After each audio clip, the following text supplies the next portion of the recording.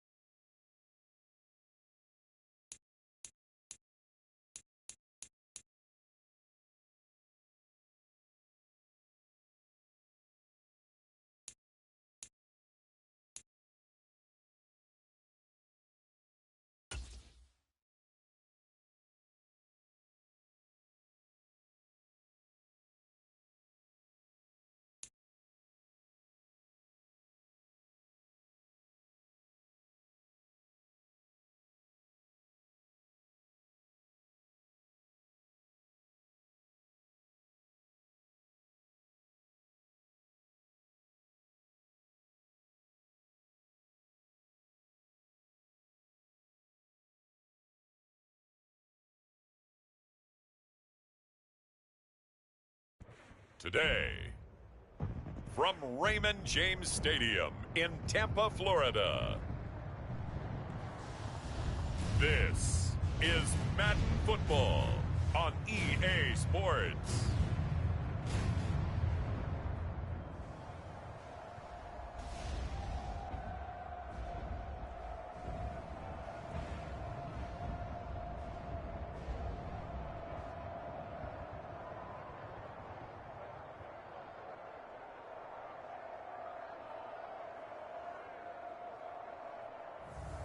It's the Tampa Bay Buccaneers taking on the Carolina Panthers. We are just a few miles from the Gulf Coast of Florida at Raymond James Stadium here in Tampa. Brandon Gaudin and Charles Davis on hand. Kickoff just moments away. Charles, quickly, keys to the game. For me, it's coaching. Who prepared his team the best going into this one to give them the confidence to believe that they would win the game? That's who's going to come out of this one on top.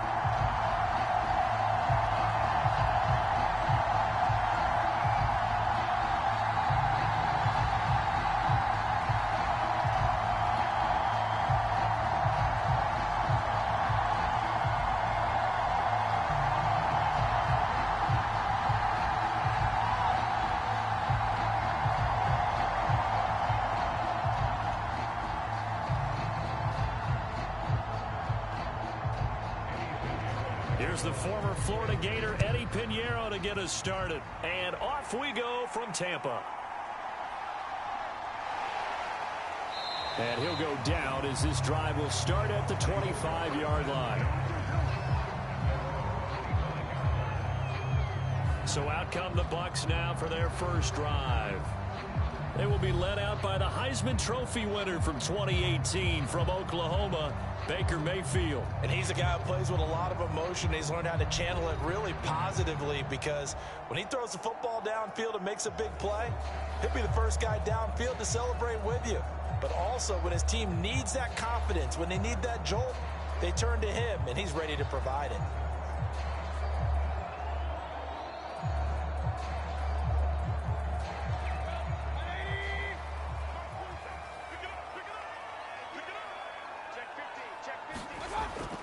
They'll run it. Here's the rookie from Oregon. And he's going to be dropped following a pickup of 7 past the 30 to the 32. That run right there was an offensive line coach's dream, wasn't it? Guys picked up all of their assignments, created a nice gap for the running back to get through, pick up 7 yards. Yeah, he's probably chortling on the headset right now saying, we got it going, boys. Let's keep it going. They'll operate from the 32-yard line here, 2nd and 3. Once again, it's Irving. And he'll get it out near the 40 to the 39. 7 yards there and a first down. We use the word relentless a lot with guys who are aggressive on the field. In this case, it really fits, doesn't it? How about his ability to break tackles and his feet never stop moving? So from the 39 now, they'll come up on a 1st and 10.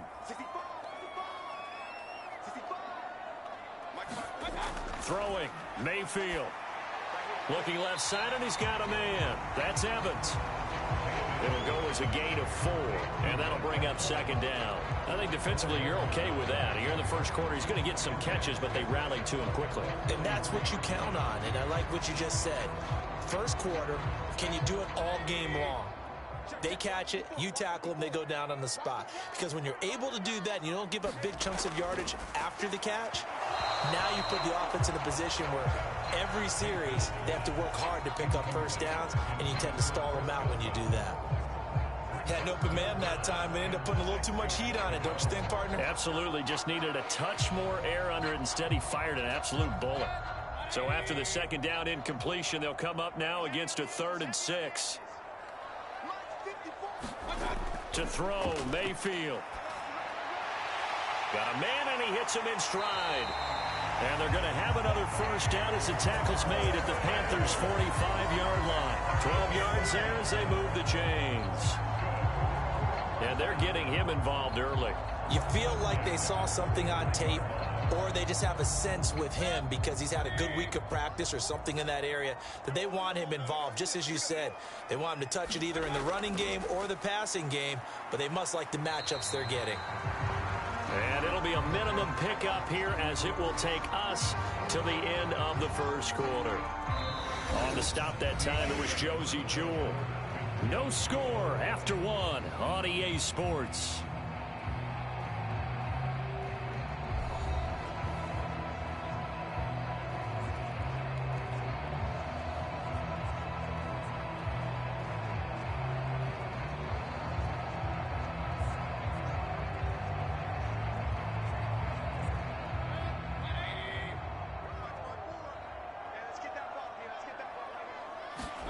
Second down, Mayfield. Now a quick throw there, but it's going to be incomplete. And I think he was a little surprised to see the ball sitting out there like that. That's a ball he had a chance to come away with, but it winds up an incomplete pass. And they'll need to get to the 35 if they want to keep this drive going on third down. Mayfield now. Able to find the open man. That's complete. And they're going to have another first down as the tackle's made at the Panthers' 27-yard line. It's a pickup of 15 and a fresh set of downs. Now that was pretty. They executed that curl route versus zone coverage, and that changes things a little bit because against man, it's often a tight curl, tight, sharply run route. Against zone, you're just looking for that open spot, that dead area, so you may curl it a little bit wider just to get to that place. And usually a tight window. He fired a bullet in there for the completion. First down, Mayfield. The pass is caught by Cade Otton. This will be stopped about 2 yards shy of the marker. 8-yard gain, 2nd and 2. And the pocket's been protected pretty good here so far on the opening drive. We always talk about confidence in runners and catchers and quarterbacks. How about the protection detail? They're not allowing anyone near the guy throwing the football. Second and a couple. Going to the air again with Mayfield. Finding Otton once more. Back-to-back receptions for him, and it's another first down. Now a timeout called for by the offense as they'll stop it with just over a minute to go before halftime. Well, that's one way and a good way to get things going offensively. One play in, and they're already on the move. The defense, they're hoping that's not a sign of things to come as this game unfolds. From the 13 now, they work on 1st and 10. Mayfield. Touchdown! Sterling Shepard from 13 yards out. And the Buccaneers post the first points of the ball game as they take the lead here in this second quarter. Well, that drive felt like it took up an eternity. We finally have some action on the scoreboard. Yeah, but plenty of action prior to, because that drive took up all the first quarter before we spilled into the second, and finally, points were registered. On the other sideline, they're chomping at the bit just to get the football. Chase McLaughlin on for the extra point.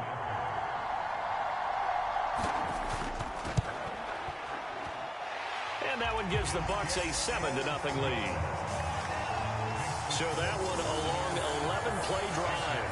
And it's all finished off with a touchdown by Tampa Bay.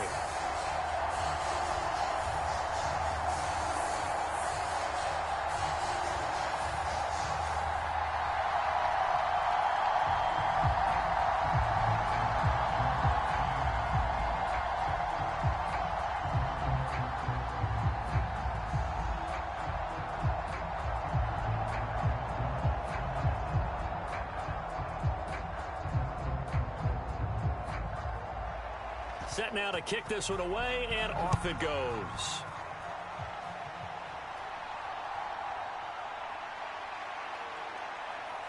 And a good return as he'll be stopped just shy of the 30-yard line. So here now are the Panthers for their first drive of the game. And they will be led out by a man in his sophomore campaign as the quarterback. And his task in this situation, It's making sure this team knows that there's a sense of urgency, yet somehow still stays calm. Because your natural impulse, your first possession is not until the second quarter, is you got to attack right away. Throw something big at them right away. Yeah, you got to move the ball, but maybe be a little bit careful in doing so.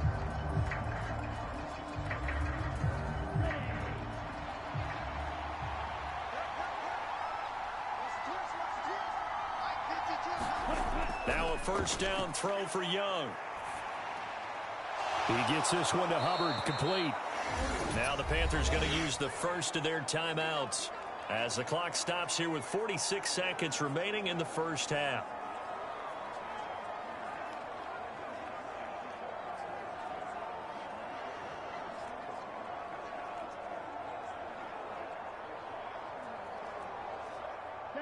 Second down and 3.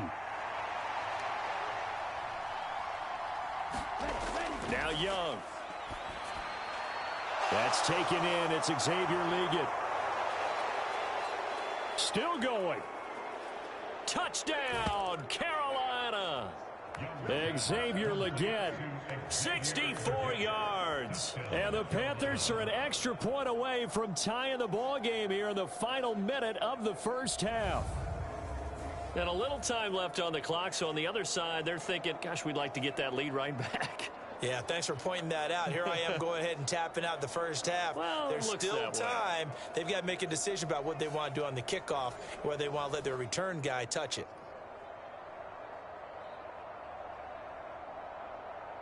Eddie Pinheiro now for the extra point.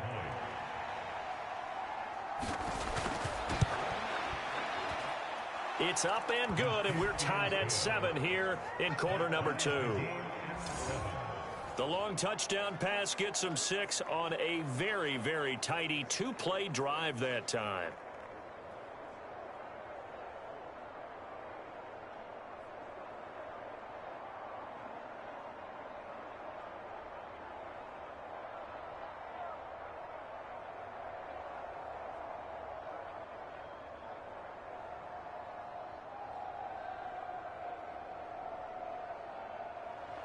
Each team's had it. Each team has scored. 7-7 here as the kick's away. And here comes a return from just beyond the goal line. And he won't quite make it to the 25.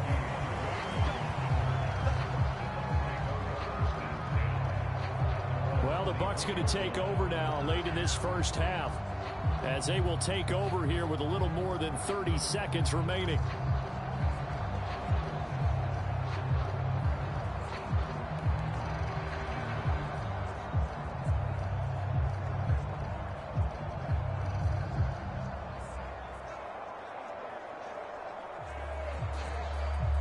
Just over 30 seconds to go in the half. They've got it 1st and 10. Here's Mayfield. And that will be incomplete. Would have been a big hitter if they had connected. Instead, it's 2nd down. Well, partner, they're not content to run this one out as we head towards the half, trying to hit a big chunk play right there and add to their score. Yeah, this is a confident group. At the very least, they're thinking field goal. Yeah, and I don't blame them one bit. I don't think you sit on the ball going into the half when you have a chance to put some more points on the board.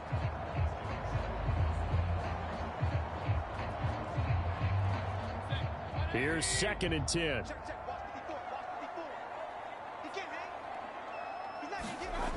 Mayfield to throw it.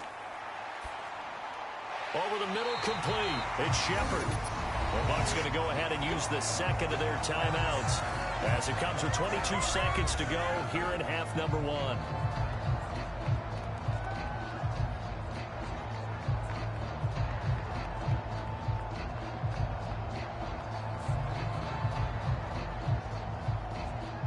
From the 34 now, here's 1st and 10.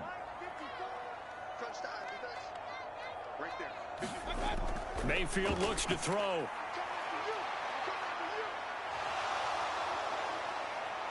And a big loss here as he's taken down.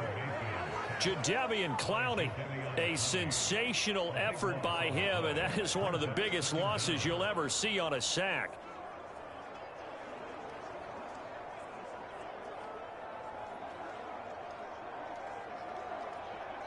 So we've hit halftime here, and as we expected, looking at the clock, a very quick first half of play. As we send you a stone's throw away across I-4 to Orlando. There standing by is Jonathan Coachman, ready with our EA Sports Halftime Report. Coach?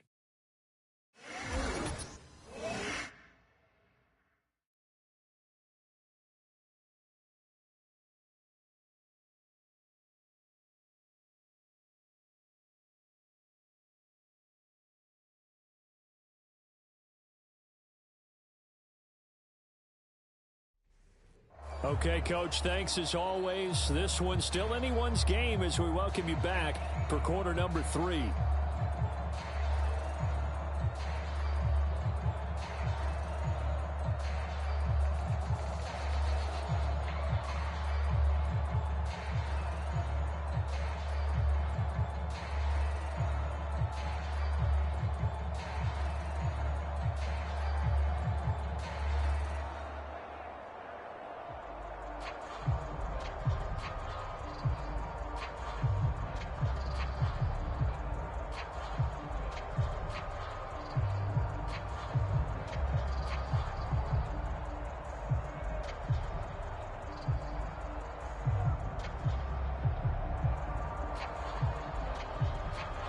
Set and ready to go for the second half. One touchdown apiece, 7-7 our score.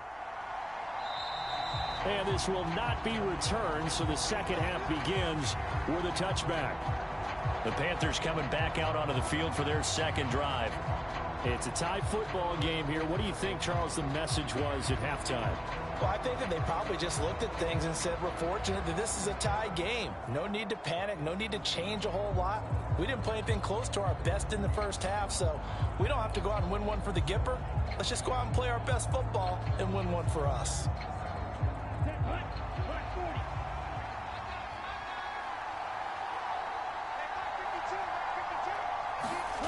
Young looks to throw on first down.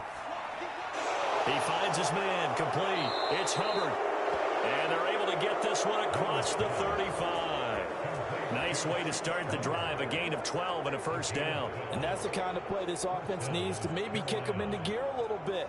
They've been stuck in neutral much of the game. Perhaps that can give them a little bit of confidence that big plays are out there. First down, Young. That one complete to again. And he'll be out of bounds after getting this one across the 40.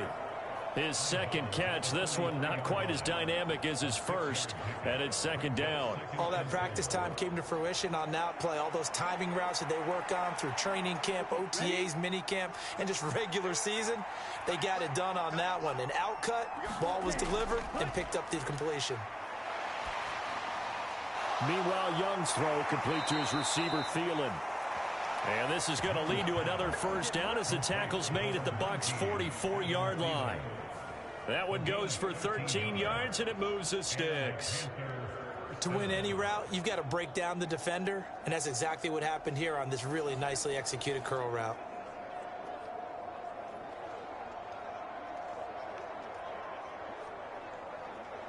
So from Buccaneer territory now, it's 1st and 10 at the 44-yard line. They'll throw again. Young. Being chased out left. And to the 36-yard line, taken down there after getting 8 yards. I think the last two plays really illustrate how difficult it is to game plan against this guy because you know he can throw the football. But how about his use of legs as well? What we call those broken plays, you can't account for them. Yeah, those plays, those two that you just mentioned, a microcosm really of how he can hurt you.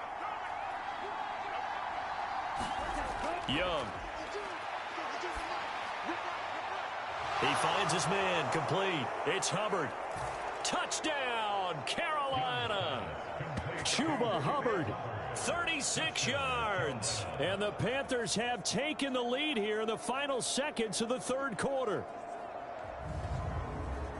Well, forget about the weapons out wide. He knows he's got another weapon in the backfield in the passing game, Charles, and he utilized him perfectly on that play. And the offense coordinator showed me something on that play, Brandon, because so often during a game, our cameras find them looking down at their play sheets, and you wonder if they're absorbing anything. He had something specific in mind, and he went to it, and it worked well. Piñeiro's extra point up and good. And that makes the score 14-7. That time, 75-yard drive, 5 plays. And Carolina scores to cap it off.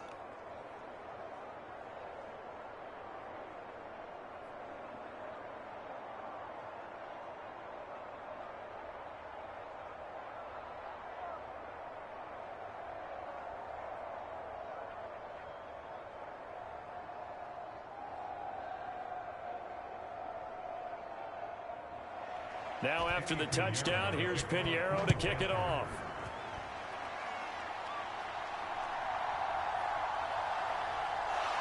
And he's up past the 20 to the 22-yard line.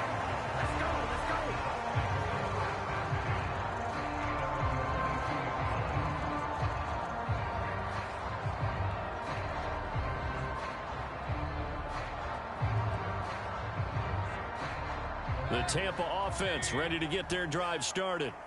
Well, Charles, you and I said at intermission, feels like we're set up for a good second half. Well, the other side scored. Now it's up to them to answer. How do they respond here with their first drive of the second half? Well, bottom line is they just saw the ball go in the end zone against their defense, and they saw what good offense looks like. They believe they've got a good offense as well. Run the best plays you've got to the top performers you have, and try to move that ball down the field for an answering score. Back now in Tampa. It's Buccaneer football, but they've got work to do. They find themselves behind here to start the fourth quarter.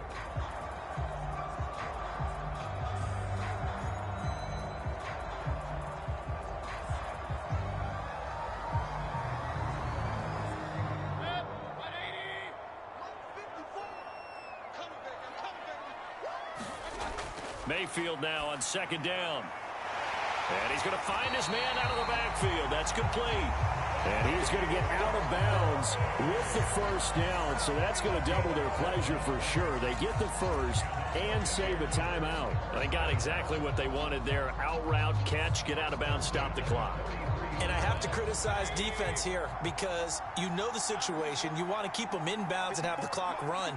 So I'm sitting on the outside portion of the field and not letting them throw an out route. Throw anything inside and I'll make the tackle. An out route? That's not the way you're supposed to play it. And he'll be taken down, but not before he gets into enemy territory. That's exactly what they were looking for. If they get another gain like that, they'll be right there in field goal range. And the tension building. Plenty of time. All 3 timeouts still remain. Here's 1st and 10 now.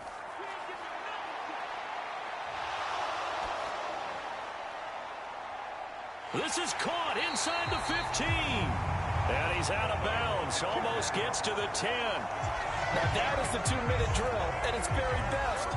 Get the completion, get a big chunk of yardage, and then get out of bounds to save those timeouts. You cannot do it any better than that.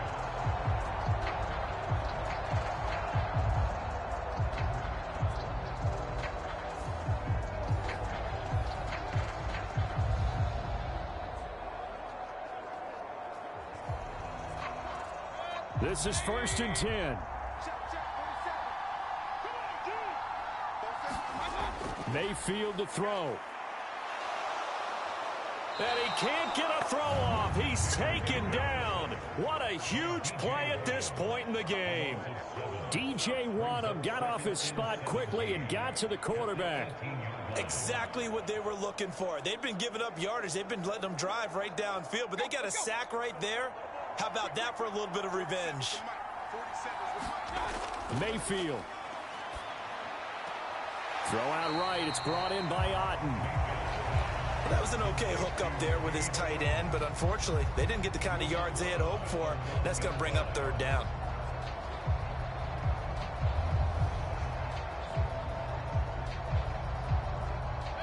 A big play looming on 3rd down. Here's Baker. And the throw there going to be incomplete. With that incompletion, reality is staring them right in the face. This entire game is down to the next snap.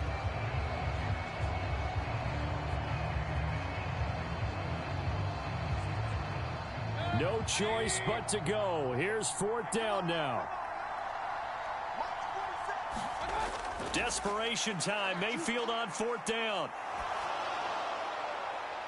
Oh, and that's going to sabotage their comeback plans. It is intercepted. Picked off by J.C. Horn. And the Panthers have just about sewn up this football game. Well, you can see what they were trying to do. Just send those guys out there to make a play, but that is a costly interception. Yeah, that's kind of like the backyard. Everybody go deep, and let's see if we can find someone. 4 verticals in the route. Any other time of the game, I love the call. But here, you're not going to hold safeties. You're not going to hold corners with any looks because they know what the situation is. Ends up throwing the interception.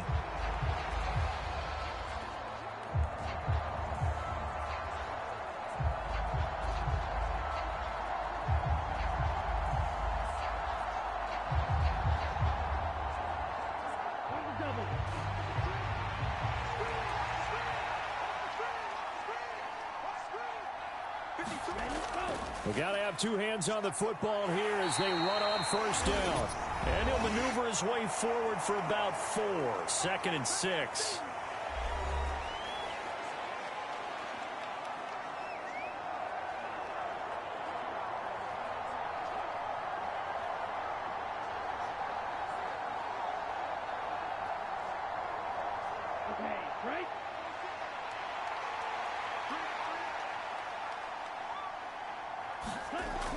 He's going to get it again. Just looking to get forward and protect the ball.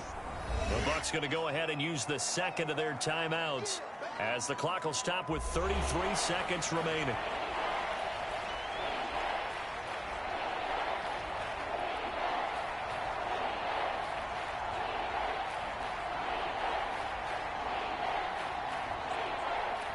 Heavy set out there on 3rd and 1. They'll try and run for this with Hubbard. And he will have a Panther 1st down. And it is celebration time on that sideline, and they've earned it.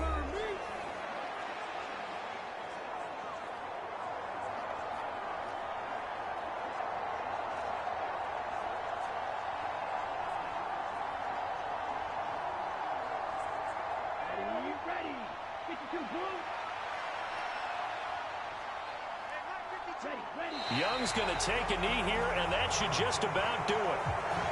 I don't know about you, partner, but watching them take the knee there and finish this one off, I feel like I'm going to be sore tomorrow. This was one bruising affair. Low scoring, but my kind of football.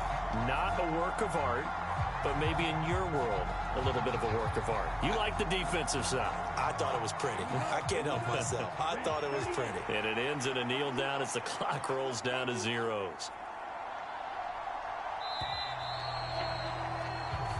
So this one is over. A victory for Carolina. And it was their defense that really made the statement after the break. They pitched the second-half shutout. Yeah, think about the team that just got vanquished. They did score in the 2nd quarter. Do you think they thought at all that that would be their last points of the game? No, but what a second half. The adjustment, whatever they did in the locker room, it certainly worked. It certainly did, and you're exactly right. Whether it was an adjustment, whether it was just more focus on what they planned to do going in, whether they just played better, whatever it was, it all came together in the second half, and no points were allowed. That's a great way to close them out.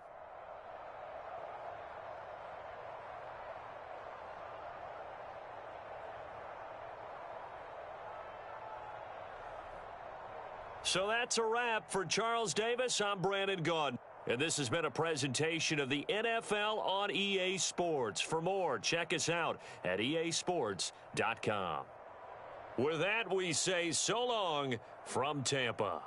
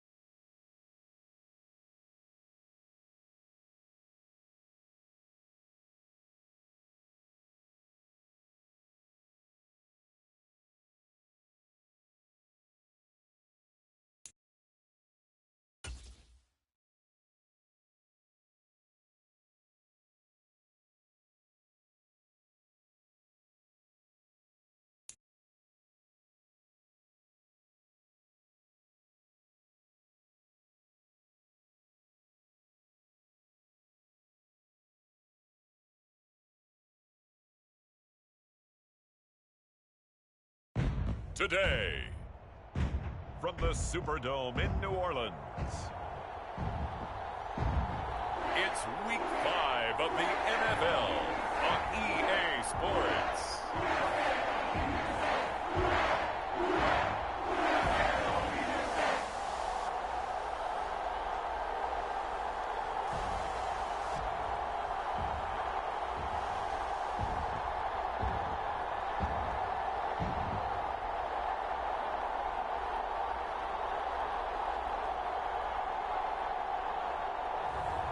It's the New Orleans Saints taking on the Atlanta Falcons.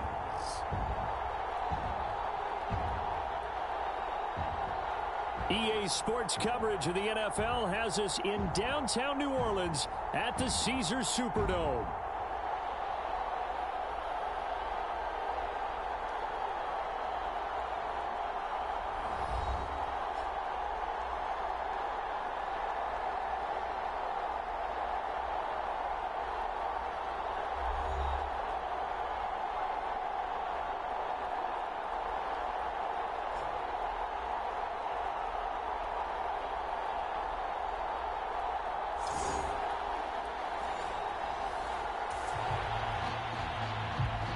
So the football will be at the 25-yard line as this offense gets set to take over.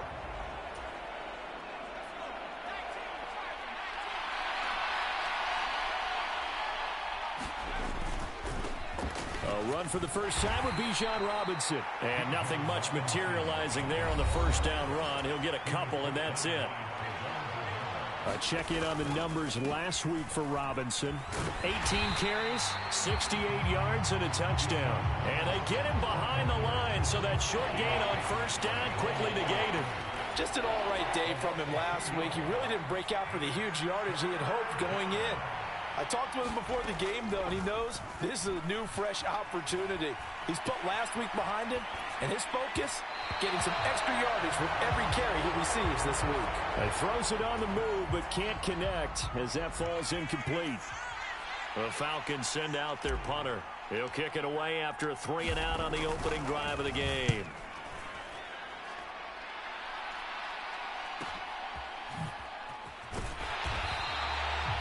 It'll go as a 50-yard punt, 6 yards on the return. And the Saints will take over with a first down and 10. So now we'll get a look at the other offensive unit as they come out for their first possession. And they will be led out by their 6'4" quarterback. That was a solid performance last week, wasn't it? 2 touchdowns, no interceptions, ran the team well, won the ball game, bottom line.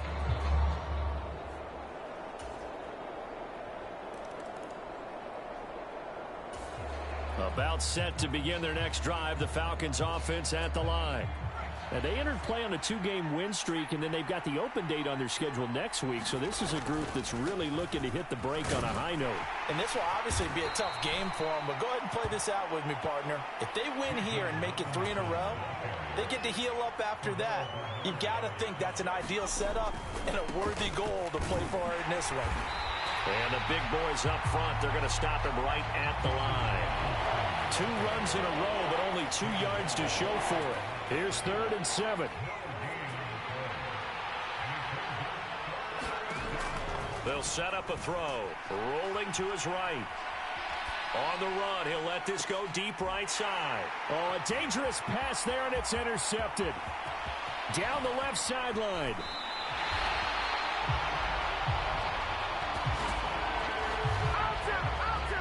So this is something we...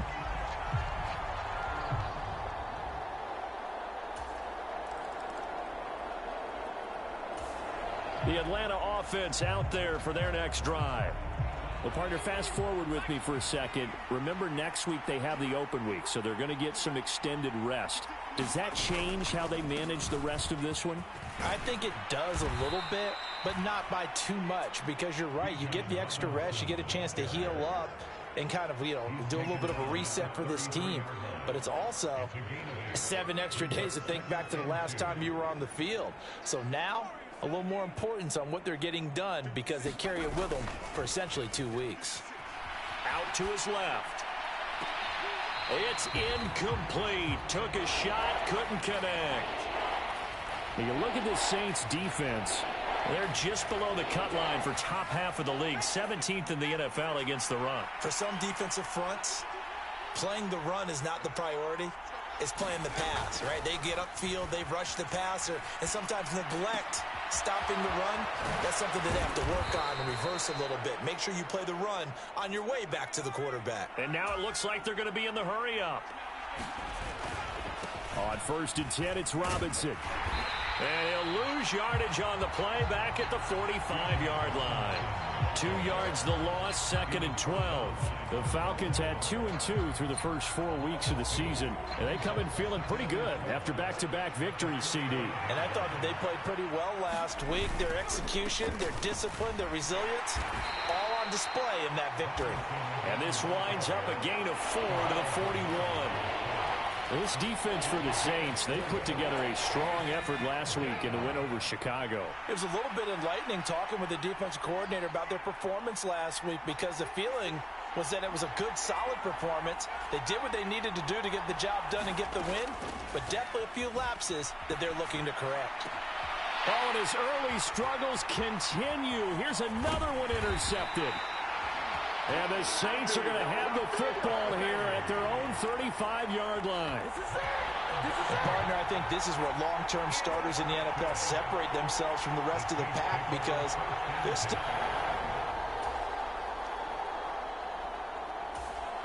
About set to begin their next drive, the Falcons offense at the line. And they have the game here followed by the open date on their calendar next weekend. And, Charles, this is a crew that you have to think really is relishing the opportunity to be on the couch for a few days. Yeah, they certainly are, but let's face it, partner. They can't get caught looking ahead to that couch time while they're playing this one. They've got to take care of business first. That one deep for London. He's got it at the 15. It's a big play there for Atlanta. 58 yards. In our pregame meeting, all they talked about was keeping him hemmed in and wanting him to make his throws from the pocket, because they knew he was pretty dangerous if he got outside, and he just showed it right there. Pretty good arm, too. A kicker fest so far, all points via field goals. They're hoping to change that right here. Robinson will score. Touchdown, Atlanta.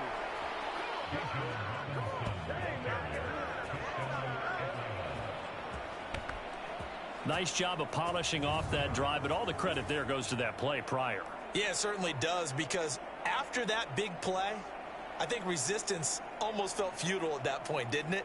And the very next play, they come right back, quick, fast, and in a hurry, and put it in the end zone.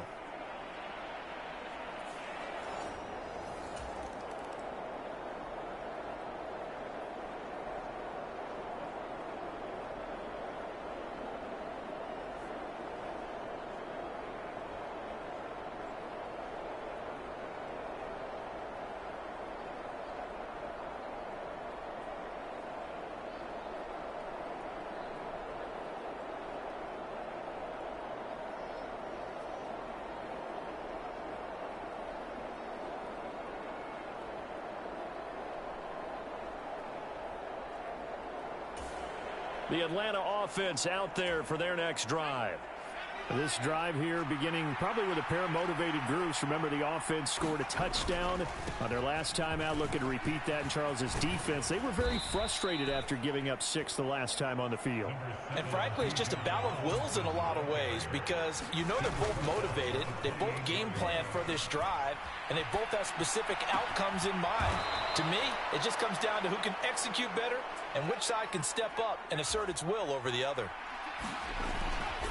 Straight ahead, it's Robinson. And he'll take this ahead for about 4. 2nd down coming up.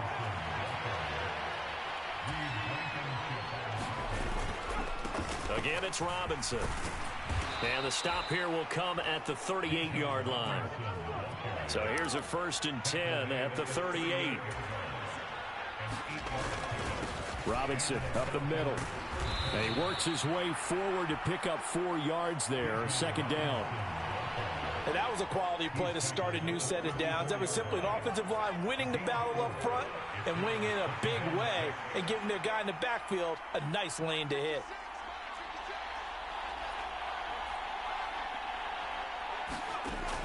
Now they'll switch it up here and look to throw. Eluding the pressure right. This pass is caught by London. And he gets this one inside the 15, just a yard or two shy of the 10. Now on first down, he'll drop to throw it. And that's going to be knocked away in the end zone. It's incomplete. Coaches talk about it all the time. Players talk about it as well. Excellent job staying disciplined in coverage and making that stop. Inside the red zone, every stop like that could be preventing a possible touchdown.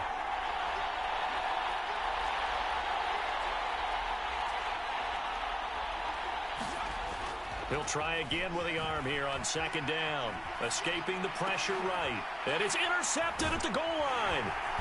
And the Saints are going to take possession here at their own 3-yard line. Well, this is just crazy. He's got 3 interceptions, Charles, and we haven't even departed the first half of this ballgame. I think if you're looking at the stats right now, you're saying, all right, who's the leading receiver? Well, can you flip it around and say that maybe he...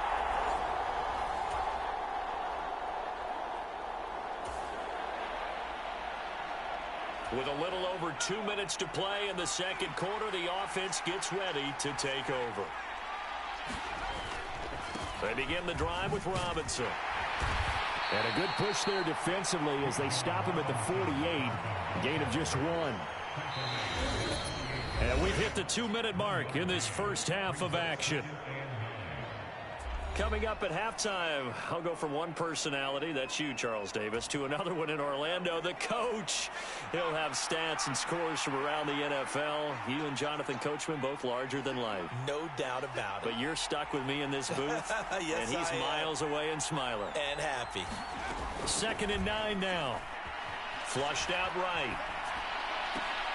And his pass is intercepted for the 4th time today. Kyle Hamilton picks it. And the Saints are going to get the football here at their own 40-yard line. Well, CD, when you mentioned earlier about spreading the ball.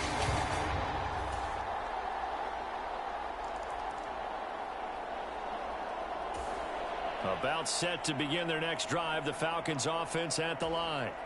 With this slim deficit closing in on the end of the first half, we'll see if they can move this at least into field goal range and try to get 3 out of this drive.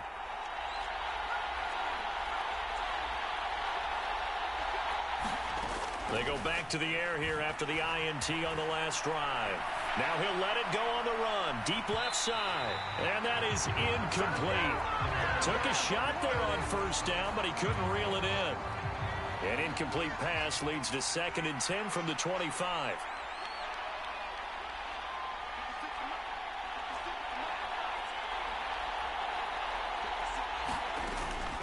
Back to throw. Flush to his right. An off-balance throw there, and it's going to wind up incomplete. I hate to say it, Charles, but the way that he has played in this first half, you just kind of hold your breath every time he drops back to pass. Yeah, you might be holding your breath, but those guys on the defensive side of the ball, they've got big smiles on their faces. He's handing out picks like the people just leave the candy out at Halloween and you take what you want. They're having a blast out there playing against him today.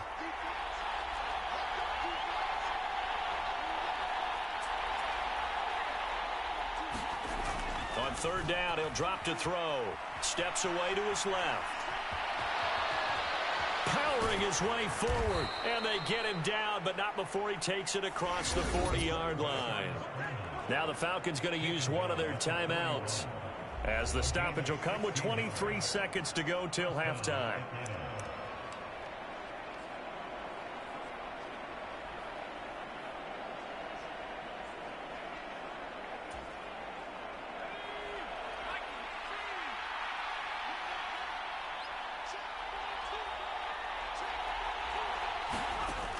On first down, he'll drop to throw, eluding the pressure right. A throw on the run, but that's going to be incomplete. Partner, I think he's got to be careful as he continues to try to extend plays because he's already been intercepted in this game. And the coverage, they continue to challenge all of his receivers downfield. And 2nd and 10, he'll look to throw again. And he's taken down here by the Saints. The Falcons going to use the 2nd of their timeouts. So as they talk it over, we step aside.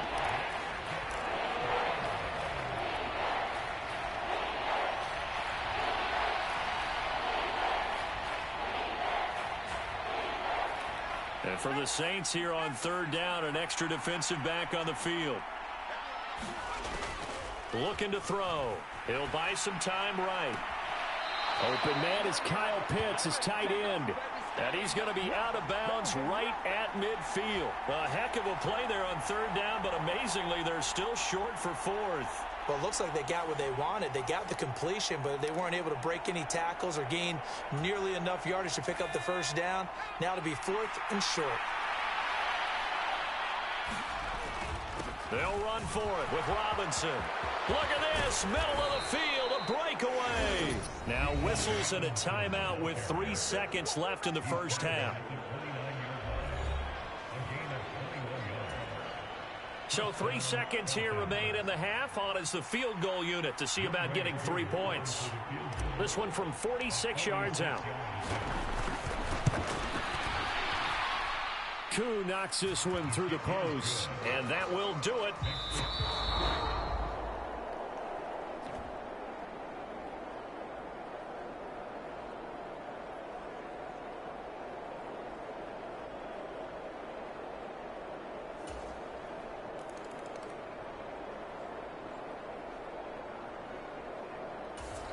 The Atlanta offense out there for their next drive.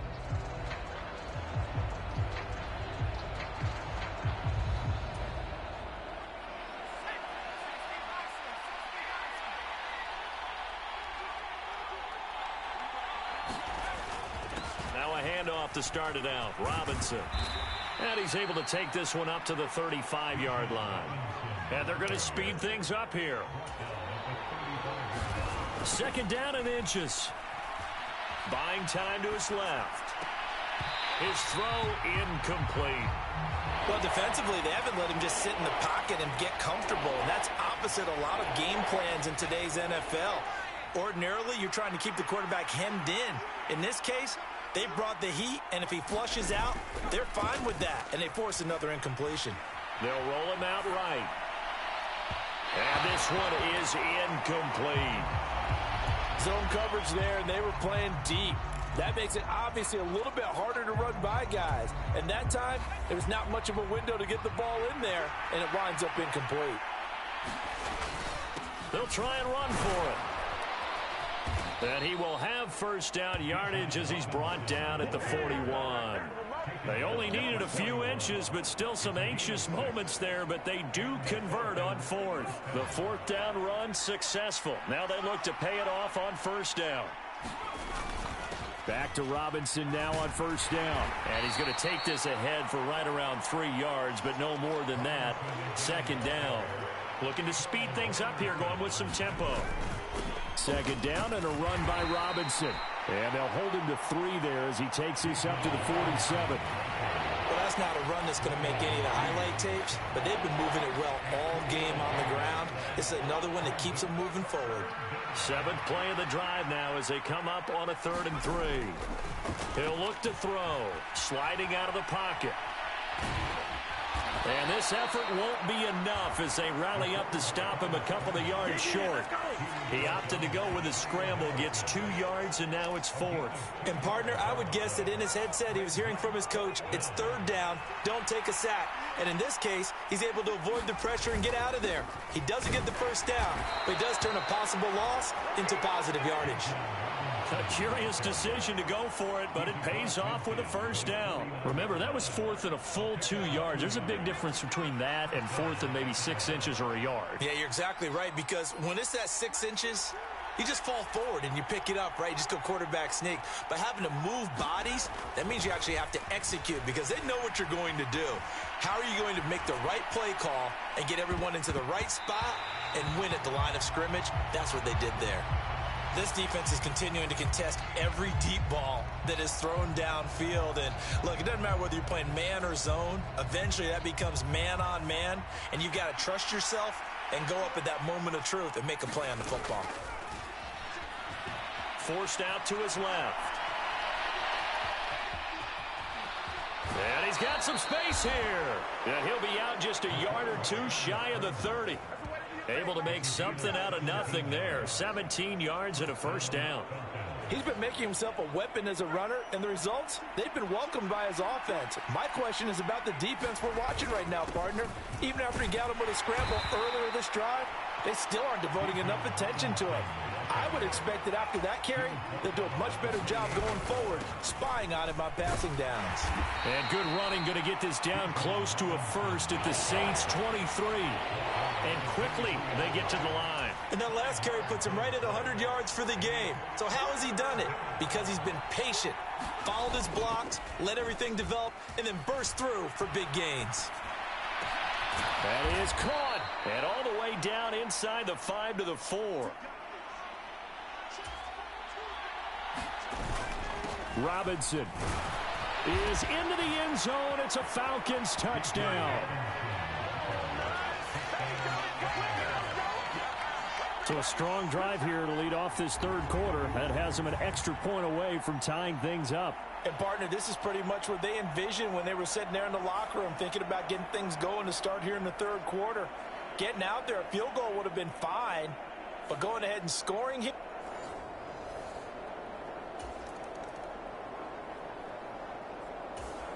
About set to begin their next drive, the Falcons offense at the line. And they'll just simply be looking to build off the confidence of the last time out where they scored a touchdown. And confidence is powerful, isn't it? When you've scored once, you feel like you can go back out there and get it done again. Doesn't matter what the defense throws at them.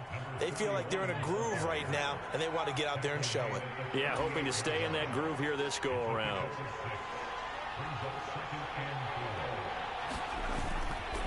A play-action fake. They'll look to throw. Rolling to his right. That's going to be knocked away and incomplete. I know he was trying to get the completion downfield, but the way this game has gone, with a few of the runs he's made along the way, he should have kept the ball and taken it with his feet downfield. That's the big play that shreds the defense. Instead, he thought to himself, I'm a quarterback. I've got to throw it. He bailed out the defense with that incompletion. He'll look to throw. Dancing to his left. And he'll go out of bounds. It appears right at the 45. Give him 7 on the tuck and run, and it'll get him a new set of downs. Let's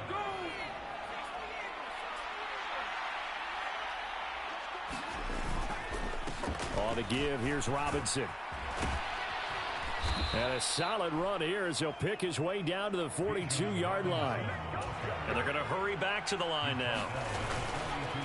They'll run again here with Robinson. And that one opened up for him well as he'll take this down to the 26-yard line. We have played 3 quarters. You're watching the NFL on EA Sports. Back now here live in New Orleans. All even as we get ready to start the fourth.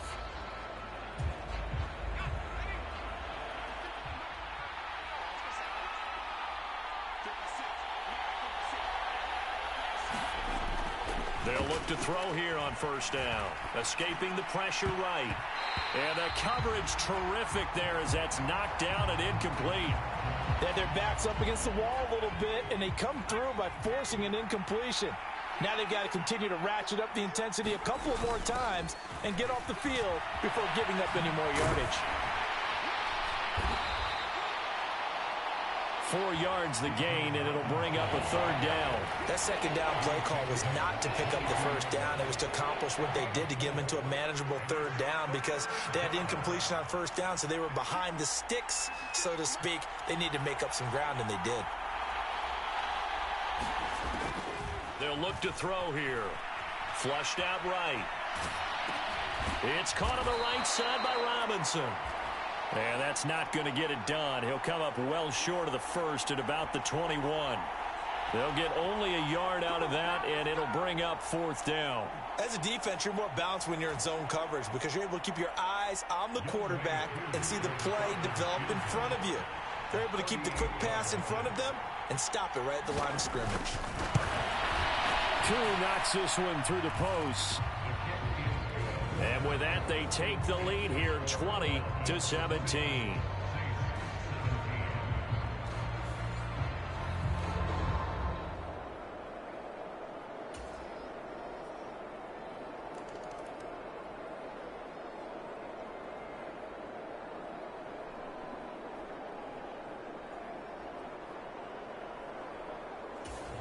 The Atlanta offense out there for their next drive. We certainly have a good one on our hands. They're trailing after that last touchdown, but now a chance for this offense to try to snag that lead right back here in the fourth quarter. They start on the ground with Robinson here. And he's going to be dropped following a pickup of 7 past the 30 to the 32. They're going to hurry back to the line now.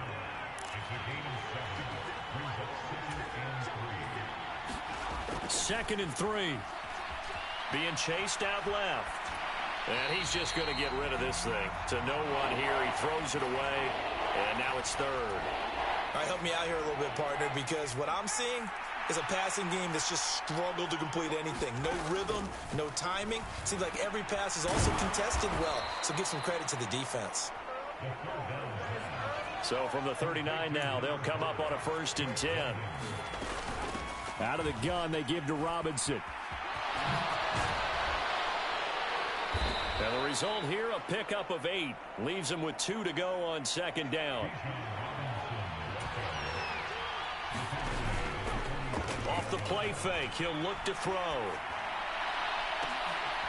Oh, a leap, and he will make the catch. And this is going to be another 1st down as the tackle's made at the Saints' 25-yard line. That's good for 28 yards. And here we are in the fourth quarter, partner, and watch them drive for what would be a go-ahead touchdown. And you and I both know this is where you need a quarterback who can keep his cool back there. Not just for himself, but to keep the rest of the team relaxed too. Back to throw now on 1st down. Steps away to his left. And that's intercepted yet again, and that could be the backbreaker. Picked off by Paulson Adebo. And the Saints are going to take over here up near the 40. I think you and I were a little surprised back earlier in the game when he threw his 2nd interception. I mean, who would have thought a quarterback of his caliber picked now 5 times? It's beyond stunning to me because we're used to that with maybe a quarterback with less experience or less talent. But a quarterback of his caliber, I can't believe what we've just seen. Absolutely.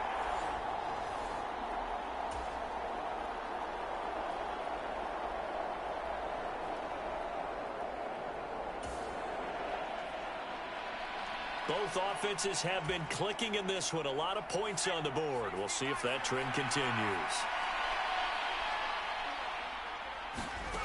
Trying to shake off the interception from the last drive. He'll look to throw. And he'll go out of bounds after taking it a little further down inside the 40. And what a big play, because now you're guaranteed at least a shot at extending this one. He had the 40-yard line picked out as his bare minimum to give them some kind of a game-tying attempt, and he got there. Excellent determination on that scramble, and it might just help them snatch away a victory. Now 2nd down and a few inches.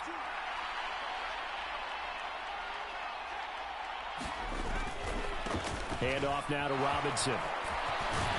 And a very determined run there as he'll take this all the way down to the 27. Good effort. Just the one timeout remaining as they try to navigate this 2-minute drill. 1st and 10. And inside the 20 before he's brought down. They'll come up 1st and 10 here. Robinson with another carry. And they'll bring him down at the 13-yard line. I know they got a little yardage there, but I'm not sure their investment is right. They're still running the football, and I'm not sure there's enough time to continue to do that. Here's 2nd down. Back to throw. To the end zone, but it's incomplete. Another throw there off the mark, and obviously he's battled all of the interceptions. Things just haven't been true to form for him. I don't know. What do you think's going on out there, CD? That's a great question, and my suspicion is he's been coached really well to not show that he's having a problem. You know, they always tell you no matter what, you keep throwing the football with confidence. Well, we're not seeing a confident thrower right now. He's off balance, the passing game's off balance, and the defense is taking advantage. Buying time to his left. He takes it across for the touchdown, and they've taken the lead late in the final minute of the 4th. Wow! Wow! What an outstanding drive right there to take the lead, and also, Charles, didn't leave their opposition with a whole lot of time on the clock.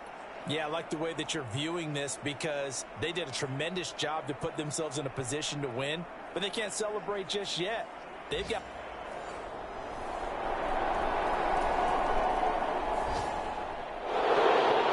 What a finish to this one. I mean, this offense, they had it down there inside the red zone, but ultimately couldn't execute that final snap to find the end zone.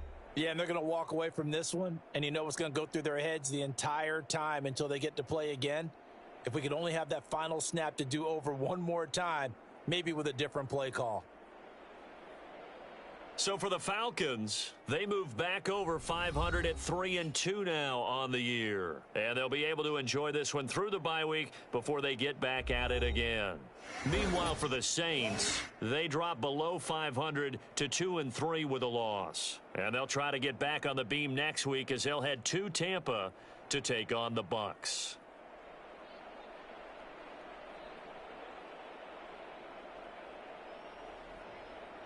So that'll just about do it for Charles Davis. I'm Brandon Gaudin. You've been watching the NFL on EA Sports. For more, log on to easports.com. Till next time, we say so long from the Bayou.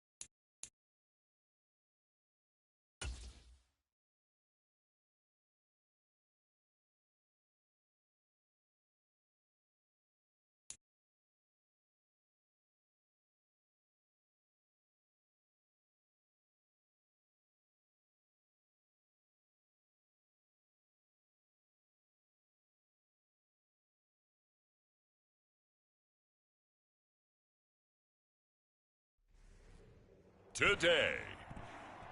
From Soldier Field in Chicago, this is the National Football League.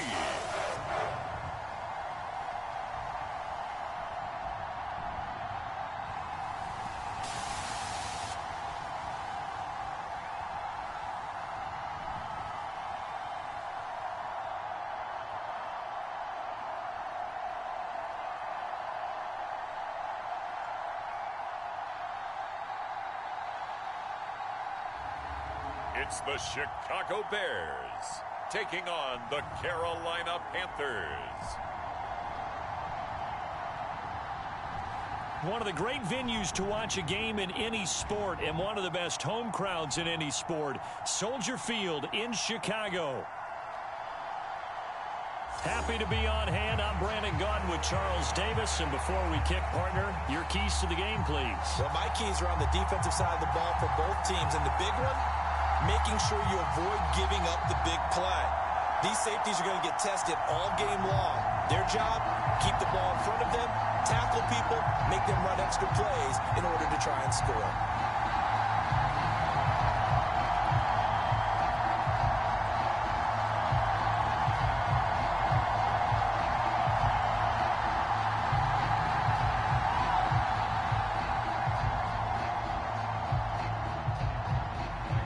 Here's Cairo Santos now ready to get this one started. And off we go from Soldier Field.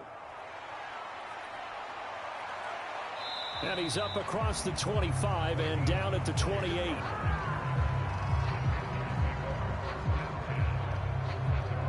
So here are the Panthers now for their opening drive. And they will be led out by their signal caller in his second year in the NFL now. We're seeing it more and more in this league, how teams love to have athletes back there taking the snaps, guys who can throw it and move around and get yardage with their legs if needed. He's one of the best examples that we see out there right now. He can throw for hundreds of yards one week and then run for 100+ the next. He adds an extra dimension that really confounds defenses when he puts it all together.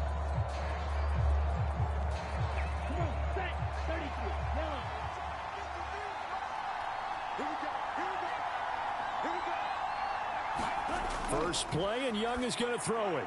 Open here, Adam Thielen. And they get him down, but not before he takes it across the 40-yard line. 13 yards on the game's opening play. Well, this defense certainly knows they're going to have their hands full trying to slow down this passing game. Here's an example on the very first play from scrimmage. I think we'll see some different looks, maybe some pressure from different places, but it didn't work there, and it's a quick first down. A first down throw for Young. And this throw a bit late as he couldn't reach back for it.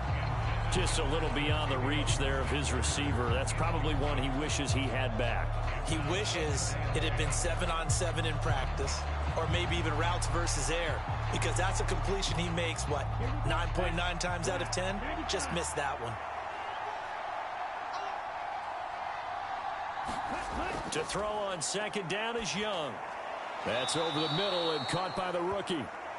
9 yards, not quite enough, and they'll be left now with 3rd and 1. Great change up there on the route and got that inside release, made it a successful pitch and catch. Well, the first thing you want to do is have him thinking that you're going outside, make a move in that direction. Then you really don't run the route against the whole body of the defender. You run against a half of him, and the inside half, and he took it right across his face, got inside, and won that route in a big way. And he is going to have a Panthers first down as they're able to convert by plenty there on 3rd and 1. And forget about the run to set up the pass. They're just coming out throwing. Forget trying to set anything up. They feel like they have the advantage. They feel like they have the matchups, and they're just attacking right now. Yep, going to the air on the opening drive.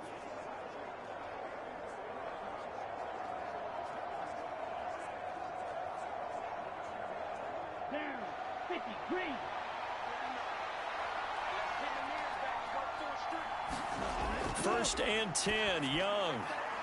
That's taken in. It's Xavier Legette. And that's good for a gain of 6, and that's going to bring up 2nd down.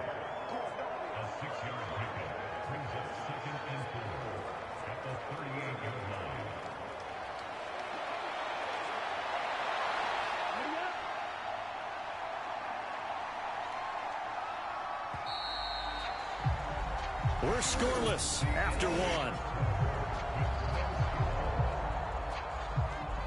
Panther football to start quarter number 2, as they've got it with a 2nd and 4 coming up.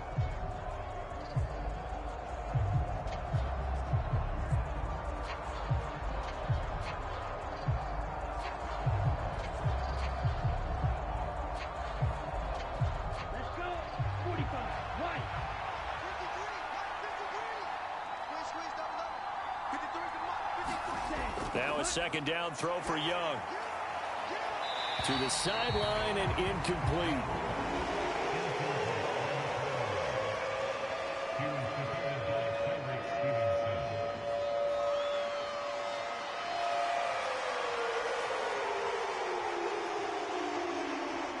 Here's the 7th play of this drive. This is 3rd and 4.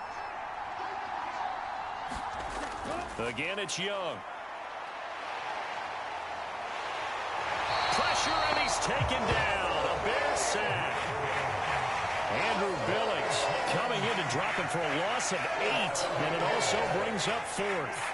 Well, how about that? A dime set on defense, 6 defensive backs. None of them blitz. They're just back there in coverage. Defensive lineman gets the sack. That's where the O-line, they go to the sideline, they keep their helmets on so the cameras can't find them, right? Yeah, the cameras can't find them, but I know one thing. The O-line coach will.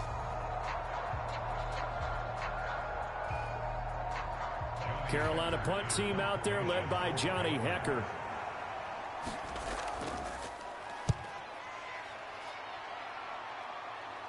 That one sails out of bounds. The side judge will walk it off. And he says it went out of bounds at the 9-yard line. Nice punt. So well done there. And these punters, they get more specialized and better each and every year, don't they? They sure do. And now it's really not the American punters. It's the Australian punters with their kicking academies and that flat drop and just kind of kicking the nose of the football. They're able to almost stop it where they want to, like a good golfer can check one up.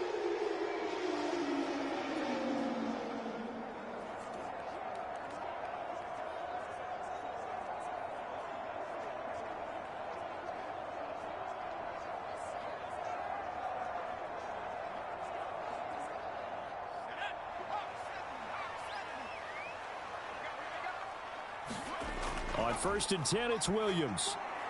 He'll get that complete to his tight end, Cole Kmet. And he's taken down, but not before he gets this across the 25-yard line. Successful start to the drive, 17 yards, and moves the sticks. That's a good start to the ball game. Maybe a little bit of a tone setter offensively. They come out throwing right away, and it's an early completion and a quick first down.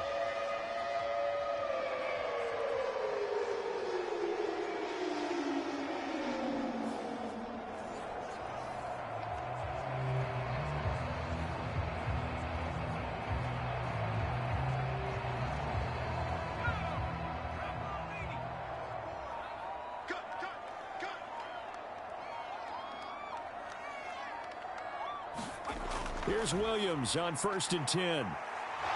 Forced out to his left. And they'll get it up just short of the 45 at the 44. Now the Bears going to call the first of their timeouts as they stop it with 19 seconds to go in half number 1.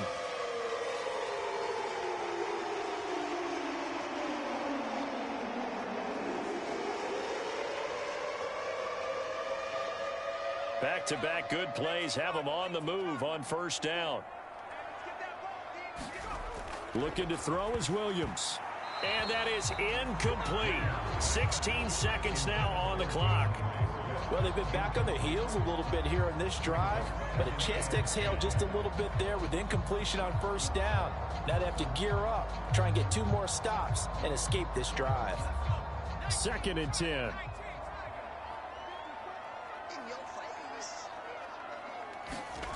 On 2nd down, here's Williams. And that's out to the flat for Swift.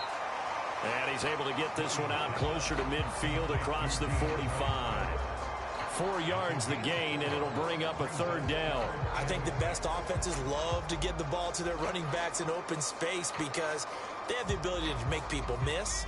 and they also have the ability to run over people. And if you do that throughout the game, after a while, they might just run through some of those tackles and go a long way. Well, we saw him shed a nice tackle on that play. And taking it across midfield and just shy of the 40. And this offense going to elect to burn a timeout with 5 seconds remaining in quarter number 2.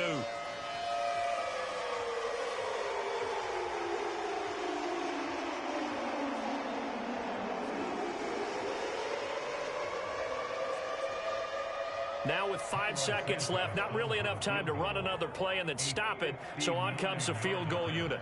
This will be spotted just shy of midfield, a 59-yard attempt. Online, but off the crossbar, no good. A long-range effort denied 3 points at the very end. So we've hit halftime here in what obviously is a very fast-moving first half of play. As we'll head down to Orlando, that's where we find our man Jonathan Coachman at our EA Sports Halftime Report. Coach.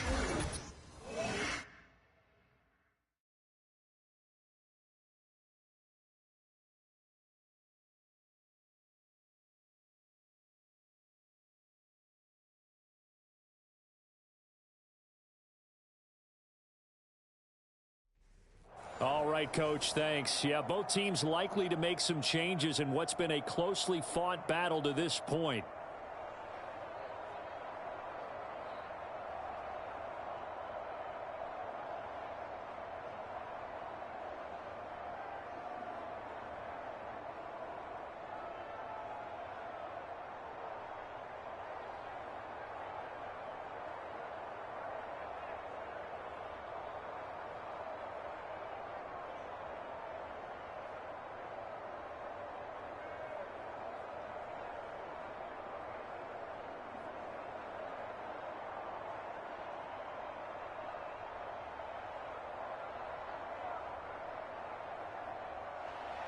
After a rare scoreless first half, these teams now just looking for something as the second half gets underway.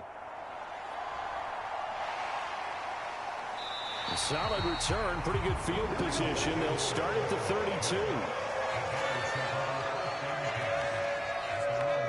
So here's the Bears offense now as they get set to start this third quarter. And we thought this game had the potential to be tight, maybe not this tight, scoreless as we start the third quarter. And I love the way you use the word tight. I'm going to take it a little bit different direction here because it's not just tight on the scoreboard. I think both offenses have been tight in how they've played this game. No one's been loose. No one's been free. They've got to find a way to make some plays, and I don't think you do it if you're really tight in everything that you're doing in the game. First carry for DeAndre Swift. Now that was an excellent run, and when you see that happen, that's when you're seeing guys doing their job and then some people doing a little bit more. Offensive linemen and tight ends, they're expected to block, but the wide receivers, all they want to do is catch passes. So when they block on a big-time running play and create extra space, you've kind of hit the jackpot there. Right back to Swift again on second down. And he'll be taken down, but not before he works it past the 50. A Chicago first down there on a gain of 11. We don't talk about it very often, but sometimes there's a dip in intensity when you start the second half, which can manifest itself in some sloppy tackling. And how about right there? He ran right through that weak tackle attempt.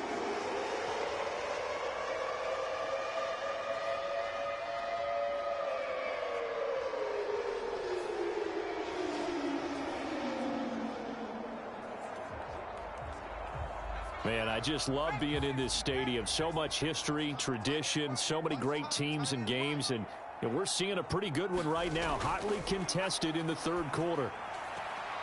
Williams throw here into the hands of Moore. Yeah, he's going to be out of bounds, but not before he takes it inside the 40. He was held without a catch in the first half, but he's got one here, and he also picks up a first down. Now, how about this throw right here? Had to throw it to the left sideline, and you know the timing's got to be correct on this one. Ball's got to be right where it needs to be, and it was. That's because he had great arm strength on that one, able to drive the football. Quarterbacks love it when they can show off their arms. And That's good for a pickup of 10 yards, and that'll leave him with a second and just a few inches left. Fired that one in there, able to make connection on a nice in route. With those faster passes and they're going that fast, any hesitation as a quarterback that the deflection, if you miss, might be bigger and lead to an interception? Yeah, and the deflection works both ways. Maybe a defender gets a hand in the way and it pops in the air, and sometimes you throw it so hard your receiver can't handle it, and he pops it up in the air for the defenders to grab as well. But a moot point there as they were able to connect. So these two teams will take the long walk to the opposite end of the stadium as we're through 3 quarters. We'll return with more after this break. You're watching the NFL on EA Sports.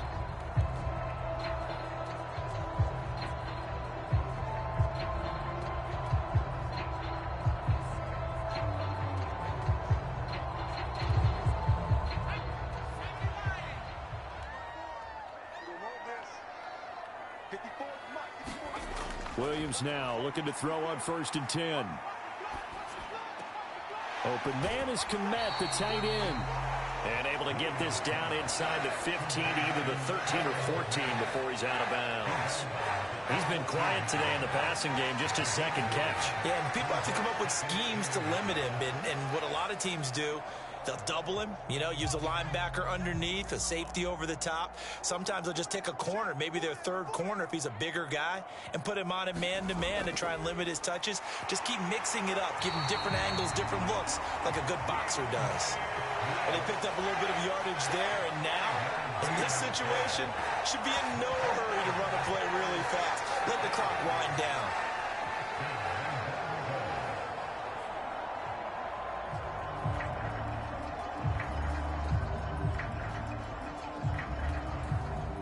Here we go, 1st and goal.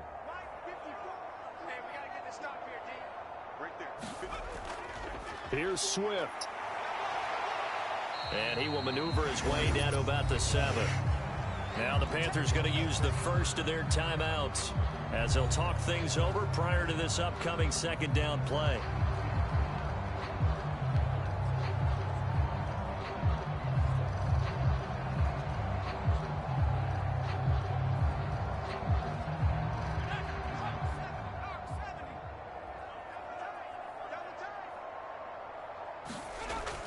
They'll stay on the ground with Swift. And he gets halfway there from the 6 to the 3 on a gain of 3. The Panthers going to use the 2nd of their timeouts as they'll head to the sideline and talk over what to do next.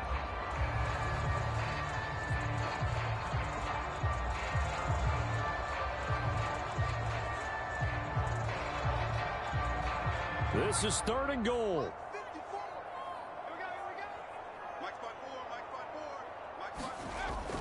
Swift. And he'll get him a bit closer as he's down to the 2-yard line. Now the Panthers going to signal for their 3rd and final timeout as it comes with 1:15 left to go in the 2nd half.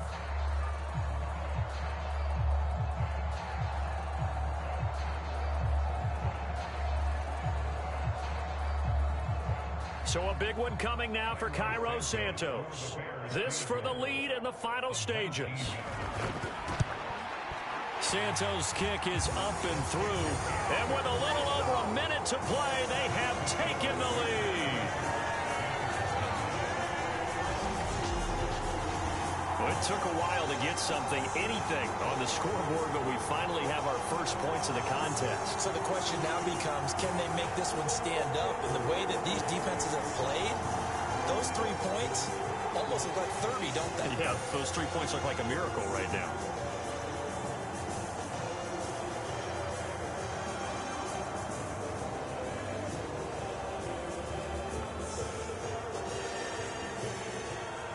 After the made field goal, Santos back out there to kick it away.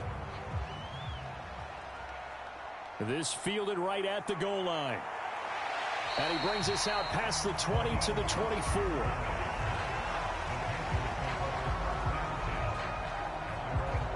So now Young and the Panthers down 3-0, 1:09 to play. Now they need at minimum 3 points out of this as they come up 1st and 10.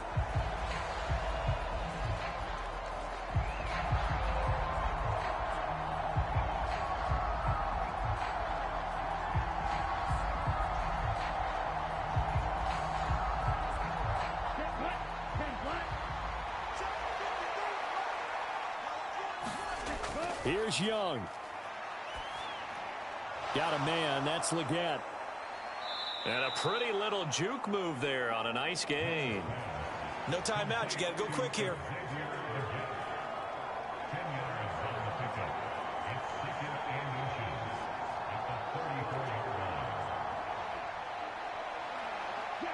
Here comes second down. Young to throw. Oh, and that nearly ended it. That should have been intercepted, but he cannot corral it, and that is a lifeline there with third down coming up.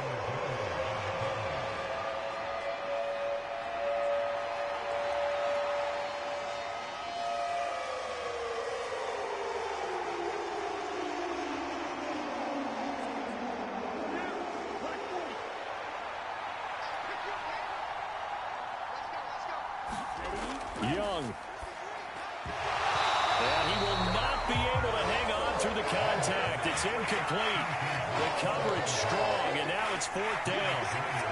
Partner, they've got one chance left to keep this one going, and I think for you and me, let's think along with their offensive coordinator now. Has to think back, cycle through every play of this contest, and remember what's worked and what hasn't.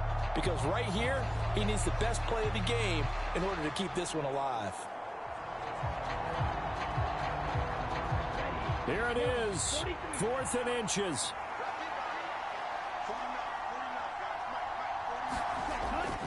They'll run for it. It's Hubbard. And he's going to have the first down at about the 38. Oh, that's a big pickup right there. That play might have saved them. Now they got to get up to the line of scrimmage quick. They've got to spike it.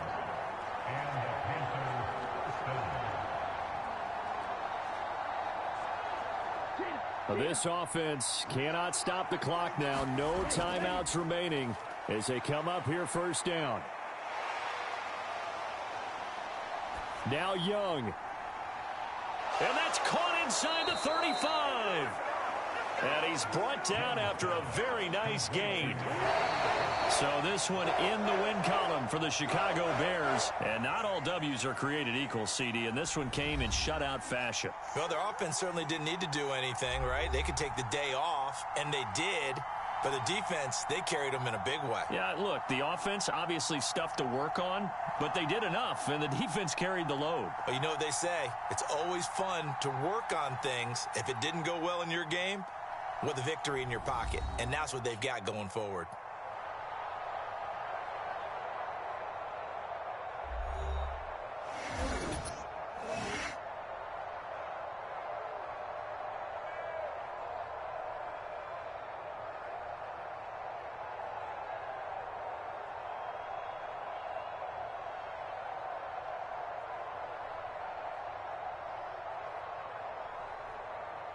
So that'll do it for us. For Charles Davis and all our crew, I'm Brandon Gaudin. You've been watching the NFL on EA Sports.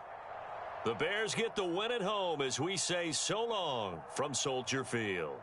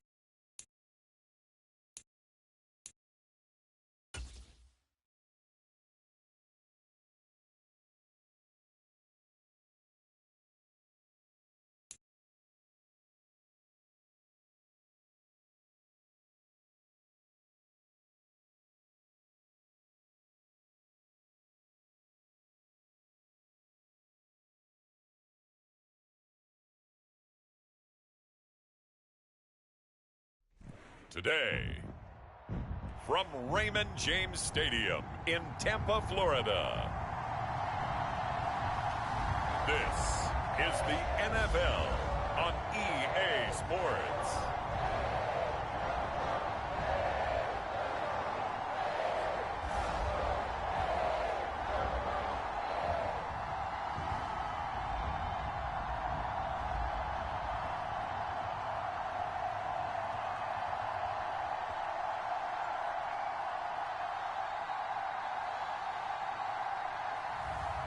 Baker Mayfield and the Tampa Bay Buccaneers versus Derek Carr and the New Orleans Saints. On the Gulf Coast of Florida at Raymond James Stadium, just north of downtown Tampa. Alongside my broadcast partner, Charles Davis, I'm Brandon Gaudin. And as we look at this matchup, every time there's something different to focus on. So I'll just ask you, what do you see here in this one? Well, Rembrandt, you've given me a pretty blank canvas to focus on, haven't you? Yeah. Where do you think I'm going to go with this? Secondary? You know me well, right? In a game like this, it's always about the secondary. Can they handle the passing attack and make a few plays?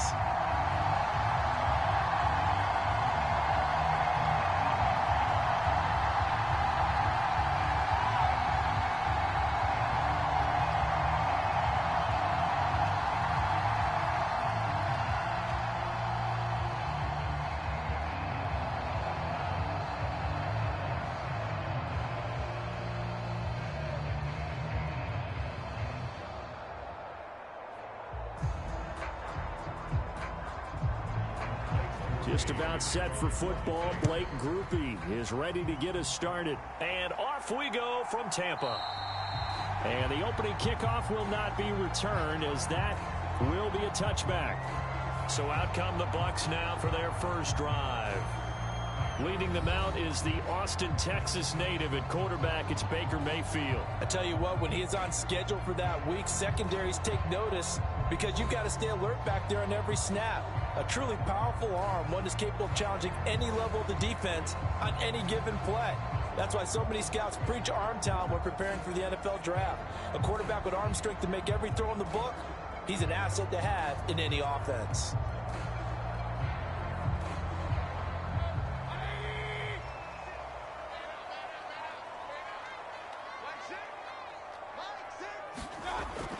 They'll run it. Here's the rookie from Oregon. And he can only manage to get a couple.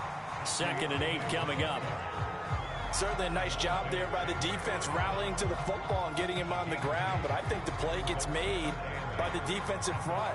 Because if they can't get upfield, their job is to go ahead and get low, almost get into a ball sometimes, stack things up, and make it difficult for the runner to find a hole. From the shotgun, it's Mayfield. And that's complete. It's Chris Godwin. And he's out of bounds, able to take this one up to the 35. That one, a first down pickup of 8.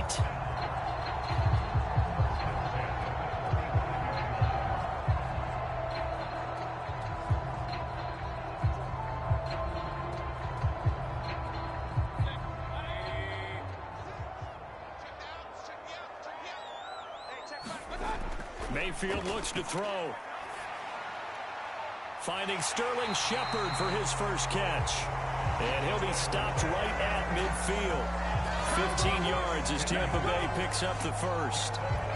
Well, they obviously red man covers their partner, and he got downfield, broke down the defender, made him What do you mean by that? Yeah, he made him think he was going to run a different route. Probably thought he was going to take it upfield. Then he curls back inside for the completion.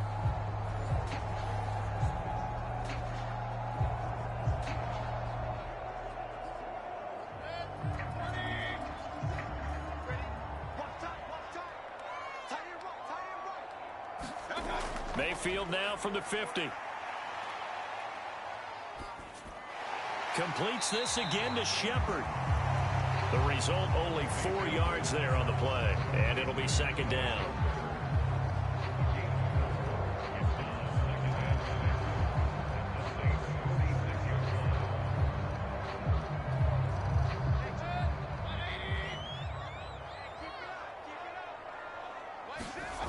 Mayfield with it once more.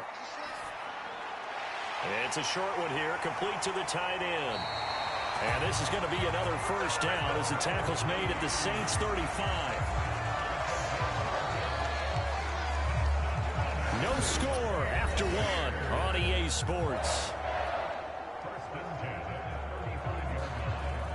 Second quarter now in Tampa Bay. It's the Buccaneers in control of the football as they've got it with a 1st and 10.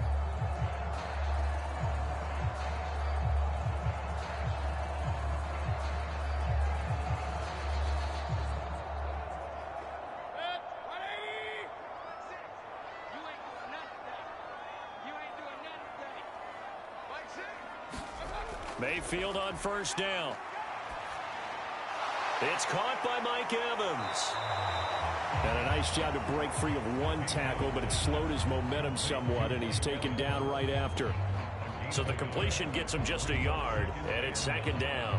And how about this first drive? They're being aggressive, slinging it around. Really confident, too, because they're not trying to fool them with running plays, throwing it, and they're being very successful right now. And again, it's Mayfield. And he's going to go down. They get to him back at the 40.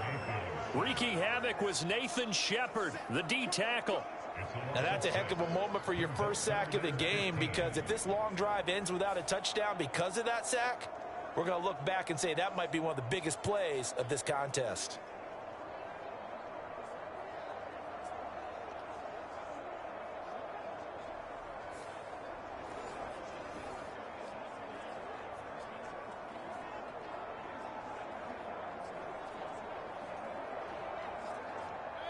Eighth play of this opening drive coming up. This is 3rd down. Mayfield to throw it. Firing quickly here, and that's complete.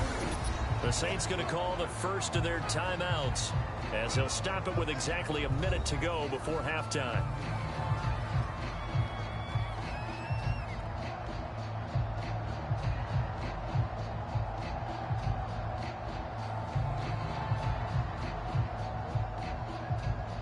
Chase McLaughlin now for the field goal try.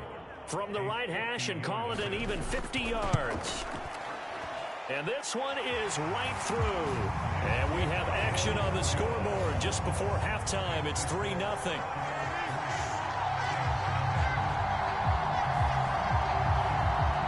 So pretty good opening drive. That'll make the home fans somewhat happy. They wanted 6, but they got 3 in the early lead. And they should be happy. The guys look good getting down the field. That's got to give them a little bit of hope that good things are in store here today for them.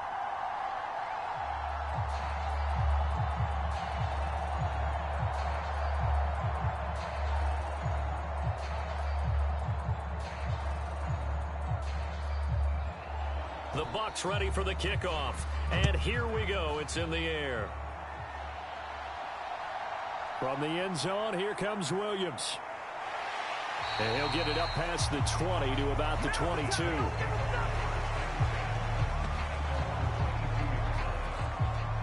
And here come the Saints for their opening drive. They're led out by their quarterback out of Fresno State, Derek Carr. And the first possession isn't until the second quarter, but what's nice about it, it's only down 3. So what you sell your team on is, look, one possession, one drive, we put it in the end zone. We're in the lead in this game. Let's go, guys.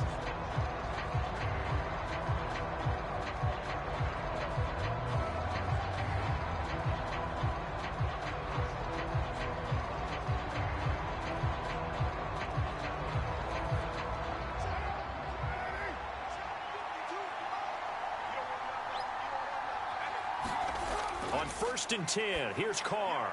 They'll set up the screen now to Kamara. And he's got it past the 30 before he's hit and dropped.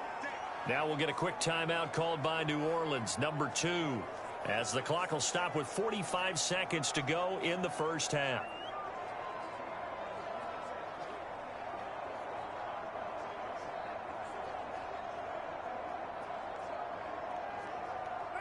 So they'll come up 1st and 10 now from the 33.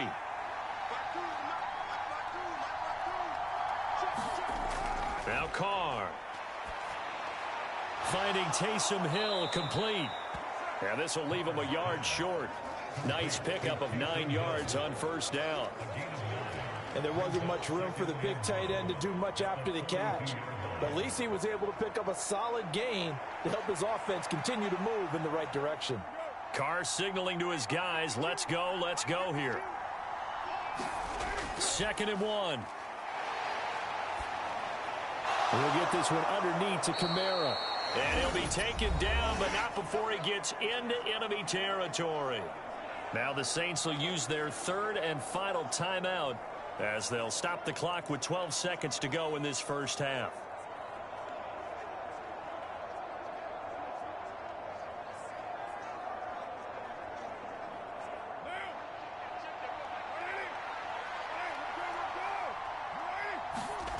On 1st down, Carr. Oh, he tries to force it in, and it's intercepted.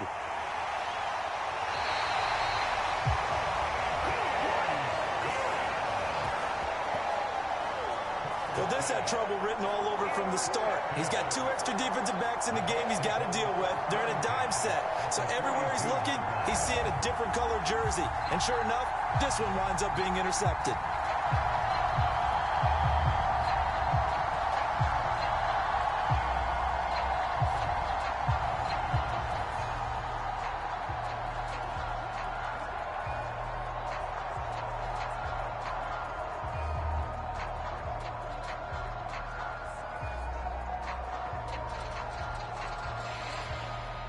So with 4 seconds to go in the half, here's the field goal unit onto the field.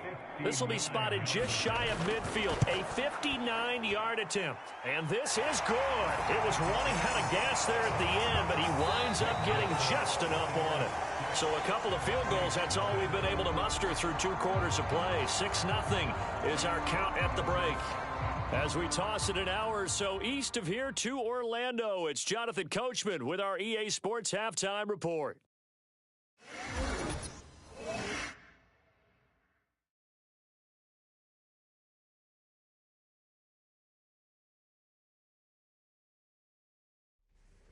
Okay, Coach, yeah, adjustments likely going to play a big role in this 3rd quarter in what's been a tight contest so far.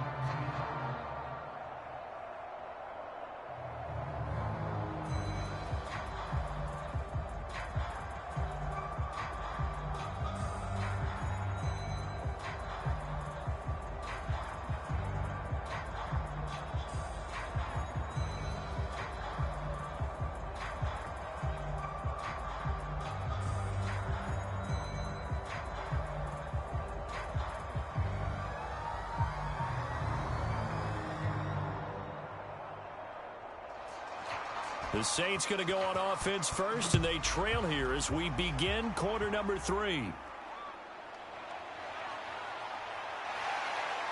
And makes it across the 20 as his guys will set up shop at the 23-yard line. New Orleans Saints, they get ready to set up shop for their 2nd drive.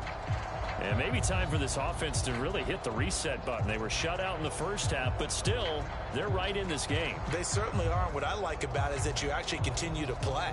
You know, you just find a way to make a few plays yourself, and you noted it. Right there on the border in this game, they're not that far off. Just got to find a play or two, and they could be very happy at that point. The first carry now. This is Alvin Kamara. They'll be brought down on the 30-yard line after a gain of 6. Now, Brandon, that's the way you want to run the football. There should almost be quote bubbles above the offense right now. Bam, boom, biff. That's how they feel good about moving the football.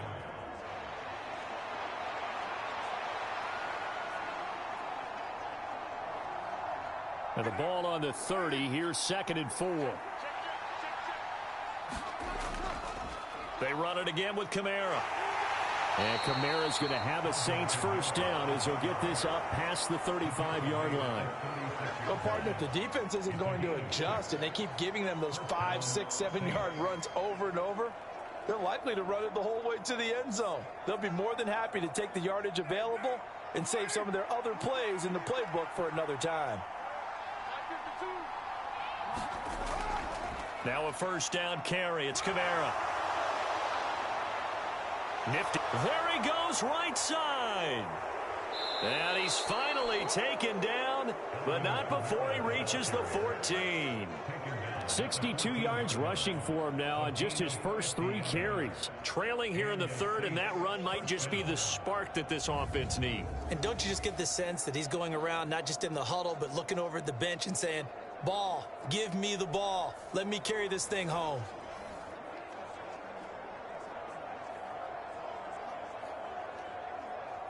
Still in search of their first touchdown of the game, but they're on the move. 1st and 10. Into the red zone, it's Carr. That's complete to his running back, Kamara. And they'll bring him down at the 13-yard line. Give him maybe a yard, quite the opposite from the previous big gainer.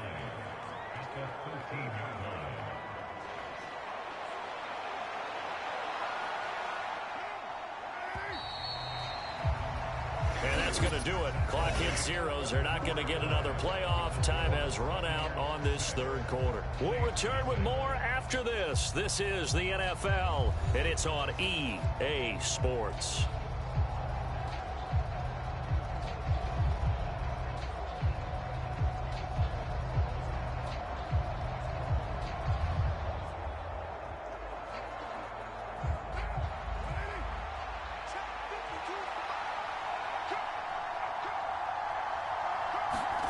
Here's Carr. And that is going to be incomplete as he led him a bit too much.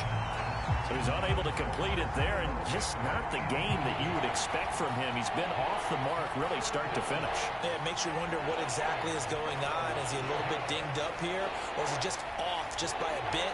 Maybe he can get it back in this situation. He'll need to.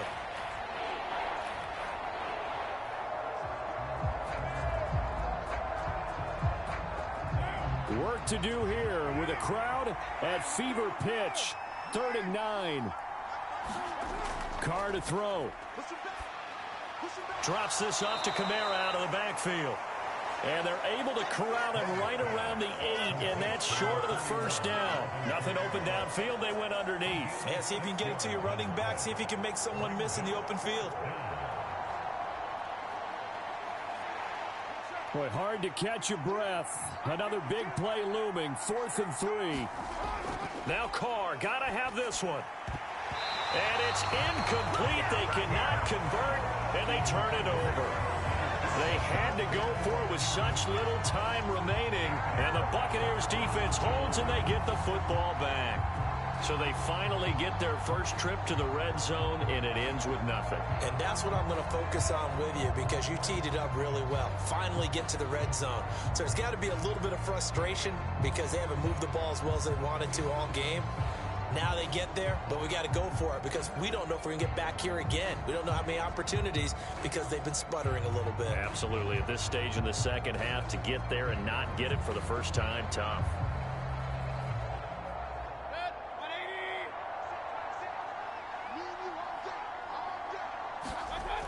We got to have 2 hands on the football here as they run on 1st down. And he's going to take this ahead for right around 3 yards, but no more than that. 2nd down.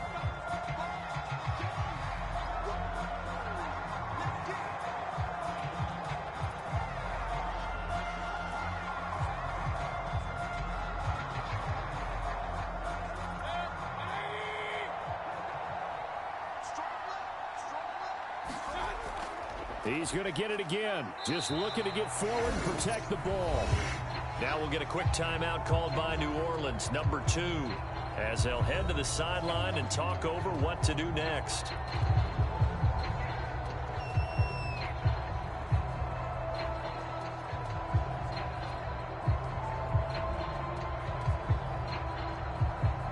In search of 4 yards here to pick up the first down. Mayfield. He throws it on the move, but can't connect as that falls incomplete. Well, the other day they told us when we've got 3rd and 5 or less, we have to be able to convert. And I guess every team would say that, Charles, but an opportunity missed there. What they were trying to tell us is they believe it's a matchup game at that point. And they liked some matchups that they had, thought they could exploit them, unable to do so on that play.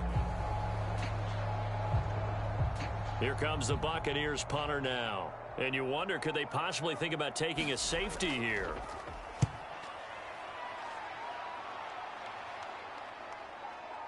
Fielded just inside the 30. A pretty good punt there, but also a nice return of 12 yards. And it will be 1st and 10 as they take over. So time for Carr and the Saints. Down 6-0, 1:09 to play. They need a touchdown. A field goal is worthless now as they come up on 1st and 10.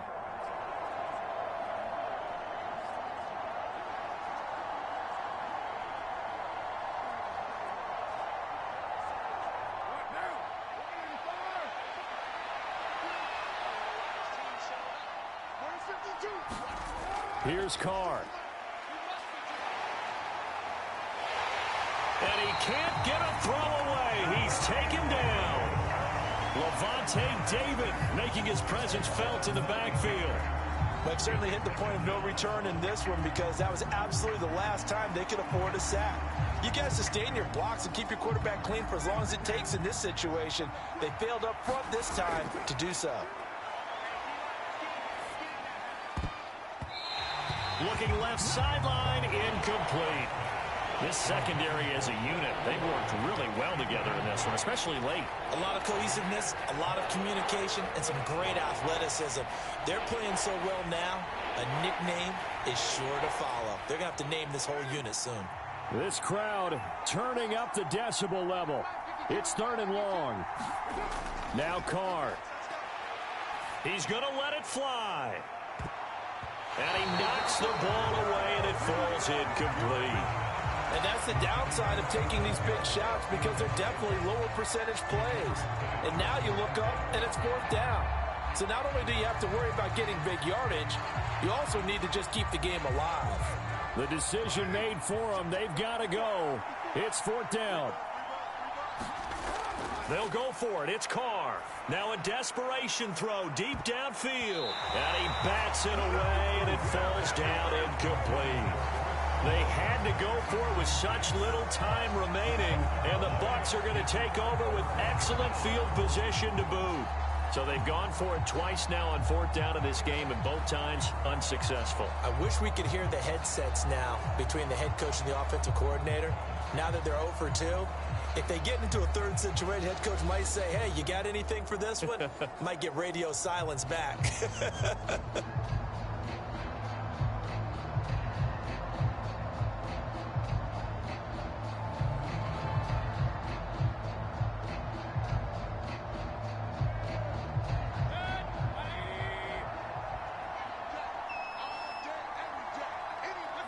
Victory formation now for the Buccaneers. Down to a knee they go.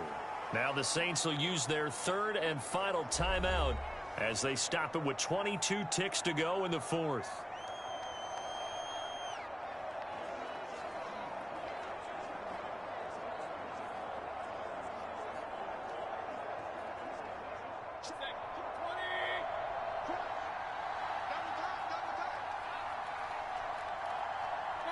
Down to one knee goes Mayfield, and that's all she wrote. Brandon, I can just tell you from experience, there's nothing like pitching a shutout on defense, but even more so when it's a tight game. I mean, when every defensive play is crucial and you don't give up any points, boy, they're going to feel awfully good about themselves after this one. Yeah, exactly. The offense wasn't humming, but, hey, all they needed was you can't score 1 point. All they needed was 2 points. Well, you can't score 2 points on offense. All they needed was at least 3. They got what they needed. They got what they needed. Exactly right. So time has run out on what will be a Tampa Bay victory. And not all W's are created equal, CD, and this one came in shutout fashion. Well, their offense certainly didn't need to do anything, right? They could take the day off, and they did. But the defense, they carried them in a big way. Yeah, look, the offense, obviously stuff to work on, but they did enough, and the defense carried the load. Well, you know what they say. It's always fun to work on things. If it didn't go well in your game, with a victory in your pocket. And that's what they've got going forward.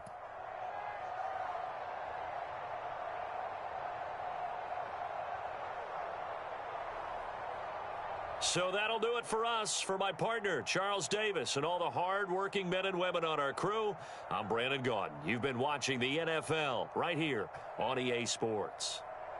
The Bucs are winners here as we say so long from Tampa.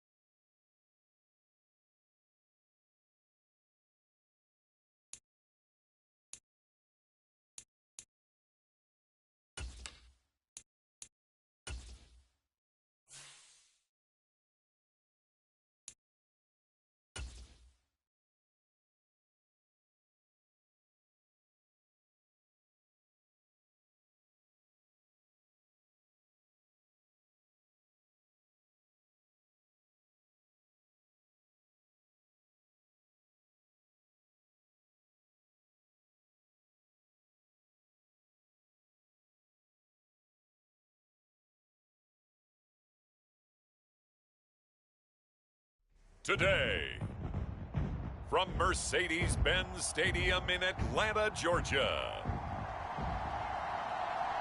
it's Week 7 of the NFL on EA Sports.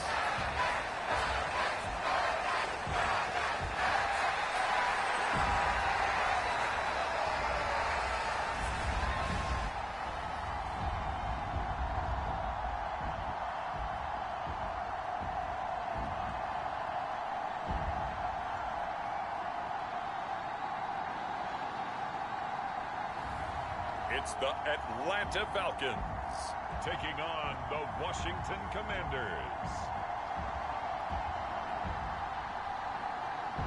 The weather this time of year in the South, perfect. Fall football weather, and we've got the roof wide open here at Mercedes-Benz Stadium in the heart of Georgia.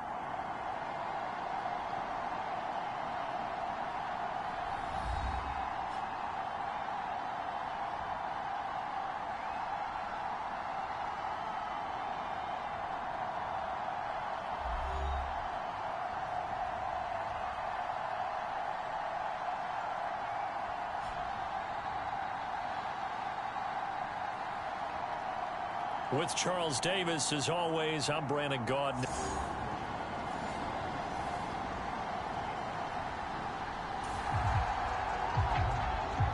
So now this offense will take over, and they will have the football at their own 20-yard line.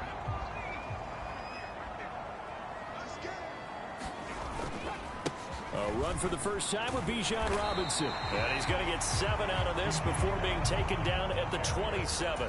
And the offense moving quickly to the line. He'll buy some time right. That is caught by Dell. And he has a big gain inside the 40 before being dropped. In Washington territory now. Here's 1st and 10 at the 39-yard line. Busting through contact. Just wasn't a huge hole there for him to operate. Stopped just inside the 35-yard line. On 2nd down, another shot for Robinson. And he's dropped just before the line to gain. 4-yard pickup leaves him with 3rd and 1. He'll drop to throw. They'll roll him out right. And that's going to be incomplete. The contact there enough to jar that ball free. And it brings up 4th down.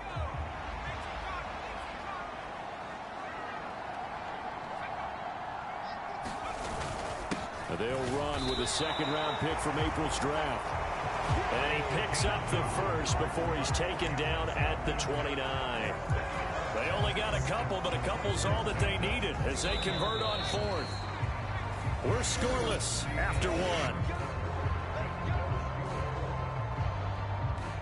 Back now in Atlanta, 2nd quarter action. The Falcons with the football as they've got it with a 1st and 10.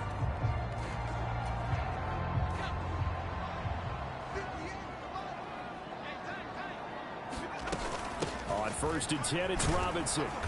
Down to about the 22 here. Clock running, and the Falcons moving with a sense of urgency. Off the play fake, he'll look to throw. And they're going to have another 1st down here as the tackle's made at Washington's 12-yard line. Now you've got to hustle your guys to the line and get them set.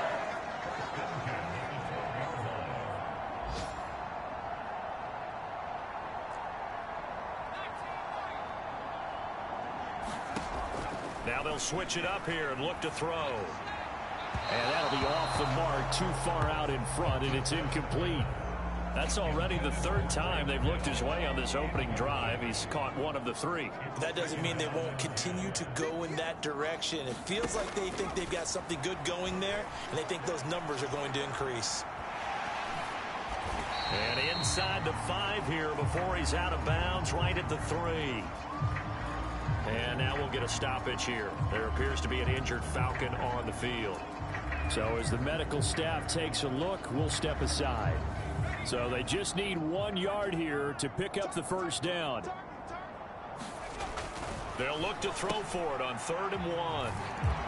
And that is caught. Touchdown, Falcons. A great effort there. His 1st touchdown on the year. And the Falcons post the first.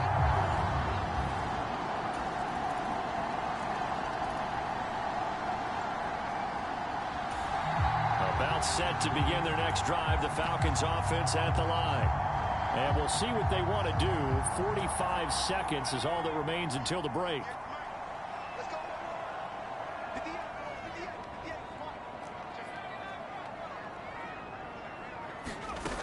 They'll come out throwing here to start the drive. Flush to his right. And past the 40 before he's out of bounds. I guess no need to force it when you can do that instead. First down, 18-yard gain. Give him a little extra credit there. His head was cool as the play broke down. Didn't force a throw, and in the end, got to show off his athleticism with a nice gain to bring up a new set of downs. One play has him up past the 40 already, and another 1st and 10.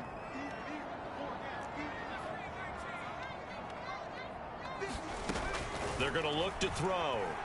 Rolling to his left. That one deep for London. And it's incomplete. Took a shot, couldn't connect. And they're not going to go quietly into this halftime break. They know they're in for a fight, so they're trying to make every possession count. They took the big shot there, but it winds up incomplete. Now a 2nd and 10. They'll look to throw. And the timing a bit off that time as that one falls to the ground. He shook his head right when he released that throw. He knew it was going to be a little off target. Yeah, the excitement got him on that one. Wasn't able to control the fact the receiver was open, and it would have been an easy throw. Eluding the pressure right. It's caught inside the 25. And down to the 20 he'll go before heading out of bounds. That goes as a gain of 37 on 3rd down. And what great recognition between a receiver and his quarterback, because he's going to recognize the trouble, and then he has 2 options. Cut off the route and come back to help, or head straight down the field, and he chooses the latter, and it turns into a huge play. Dancing to his left. And able to get this down inside the 15, either the 13 or 14 before he's out of bounds. He'll get 5 out of the scramble. It's 2nd down. Back to throw here. Sliding out of the pocket. That ball is caught. It's London for the Atlanta touchdown. A great play there as the first half is winding down. And the Falcons have taken the lead here in the final stages of this first half.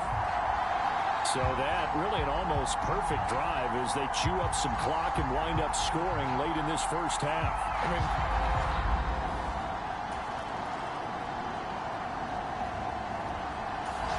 The Atlanta offense out there for their next drive. And maybe a chance for a quick completion and then a long field goal try. We'll see. They'll throw now on the final play. That one deep for London. And that's going to be incomplete. So we have reached halftime with a touchdown. That's the difference on the scoreboard. As we send you down to Orlando, where Jonathan Coachman has our EA Sports halftime report. Coach. All right, Brandon, we'll get back to you, too, in a bit. For now, plenty of early game action around the NFL to get you caught up on, so let's get to it. We'll begin our trip around the NFL with an interesting one right off the bat, and it's the Browns who have the lead late in the first half. Jerry Jeudy, a touchdown reception. From there, we head up to the Motor City to check in on the Lions at home at Ford Field. And that one's gone to the half with them leading the visiting Miami Dolphins. David Montgomery, a force in that first half with 2 touchdown runs. Finally, let's get to the country music capital of the world and see what's happening with the Titans at home in Nashville. And that one all tied.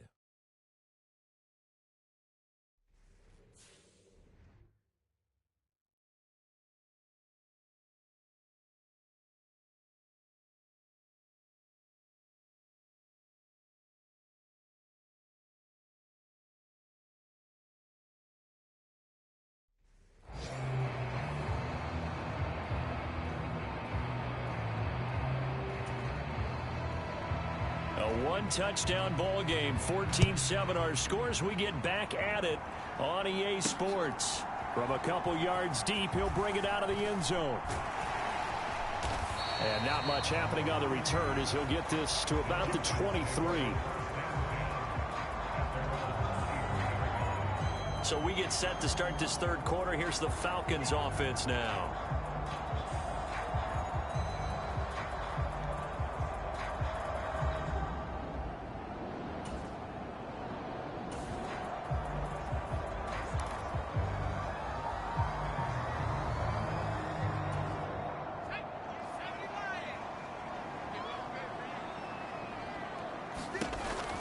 Second half begins with a run by Robinson. And he's going to get this one across the 30-yard line. And now they're in the hurry-up.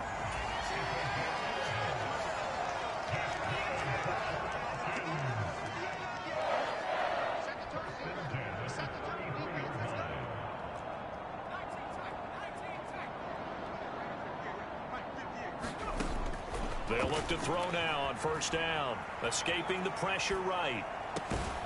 This pass is caught by London. And he gets this one to midfield before he's brought down. Back-to-back good plays have him on the move on first down. Robinson on a give right side. And good penetration here. He'll get this down only to about the 49-yard line. Defensively, a solid response after giving up back-to-back first downs. So from just across the midfield stripe, here's 2nd and 9. Again, it's Robinson. Call it about a gain of 3, and they'll be looking at a 3rd and 7 coming up. Some of the most unselfish players on any football team, defensive tackles, because we ask them to just eat up blocks and allow other people to make tackles. But when he can make a play himself, as we just saw there, that's a big day. And they're not going to get to the line to run another play. So we will switch ends as the third quarter has come to a close. This is the National Football League on EA Sports.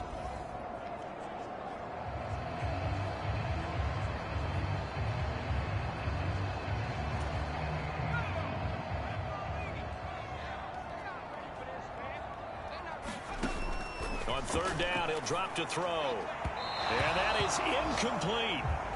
That was well defended. They clamped down on every available receiver. Just got to give the win to the defense on that snap. The Falcons send out their punter, as he should be able to pin him back deep here with his first punt.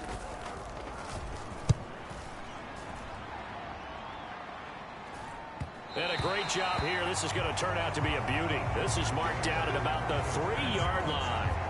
You need to get the ball away here in the fourth quarter while you're just holding a slim lead. But that punt, absolutely ideal. They pin them inside the 5-yard line. They give their defense a really nice opportunity. Now Washington down 14.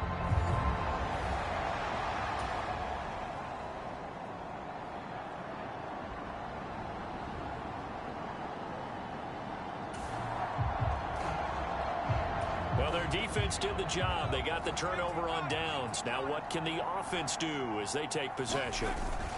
5 points of contact necessary at this stage as they'll run on first down.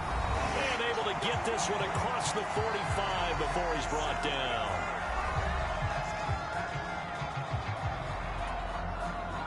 Not totally home free yet, but it's looking good as they come up 1st and 10. Back to Robinson now on first down. And not a whole lot of room to operate there on the first down run. He gets maybe 3. And hold on here, because on that last run, it looks like we have a player who was shaken up. While they come out and take a look at him, we will step aside for just a moment.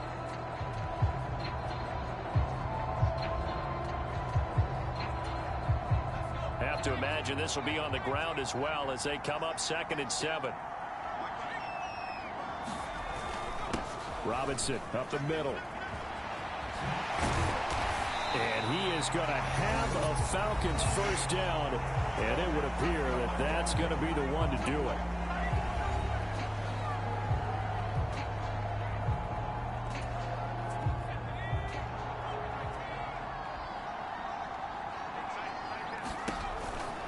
On the counter, this is Robinson. And he maneuvers up the middle for 3, and it's 2nd down. And now Washington going to go ahead and use their final timeout as they'll talk things over prior to this upcoming second down play.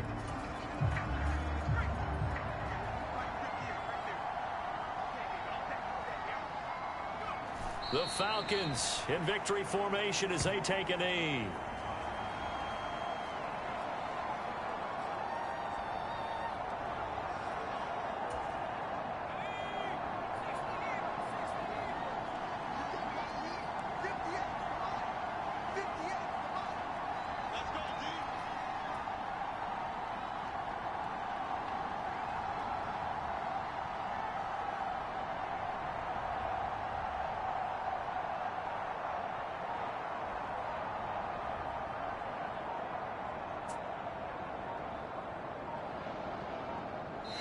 Now the Falcons going to use one of their timeouts. It's just their first. They've got 2 more to use here in the final stages.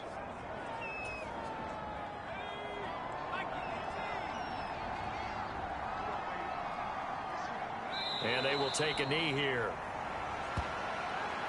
I don't know about you, partner, but watching them take the knee there and finish this one off, I feel like I'm going to be sore tomorrow. This was one bruising affair. Low scoring, but my kind of football. Not a work of art, but maybe in your world, a little bit of a work of art. You like the defensive side. I thought it was pretty. I can't help myself. I thought it was pretty. And it ends in a kneel down as the clock rolls down to zeros.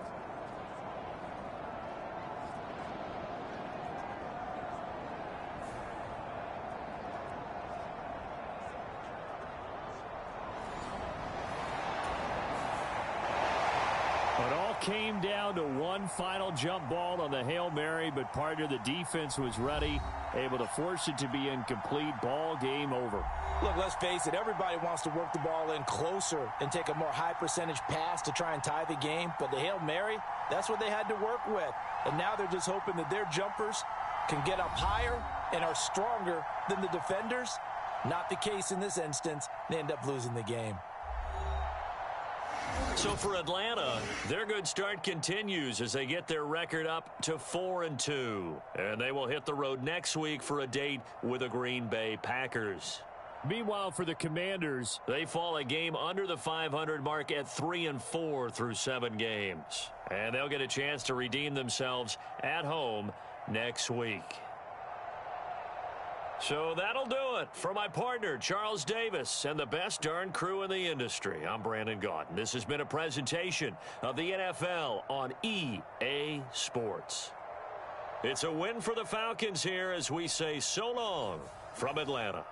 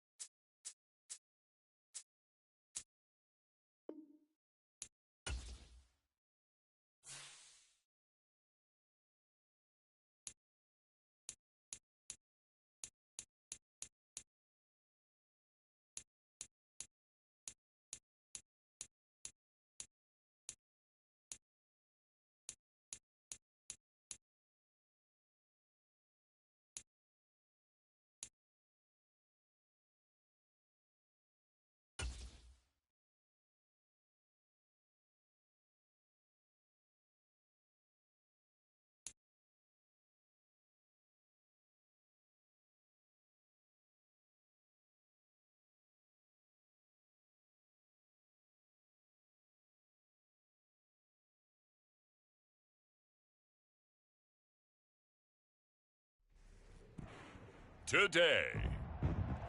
From Raymond James Stadium in Tampa, Florida, this is Madden Football on EA Sports.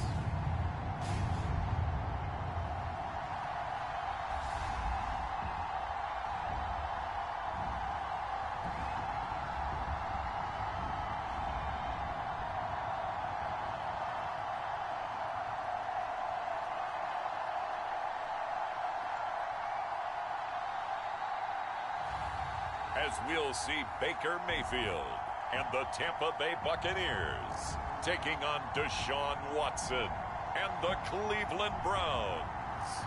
DA Sports coverage of the NFL has us on the west coast of the Sunshine State. Downtown Tampa's the spot, Raymond James Stadium.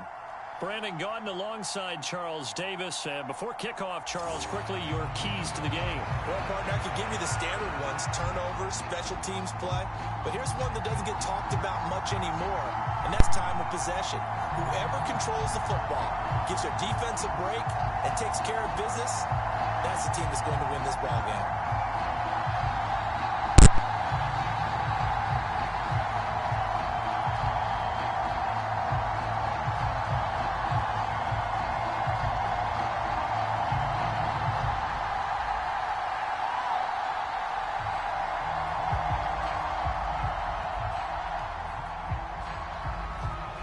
Two men ready to do battle. It's time to dance. And off we go from Tampa. Taken at the goal line. And they'll get him down inside the 30 at the 27.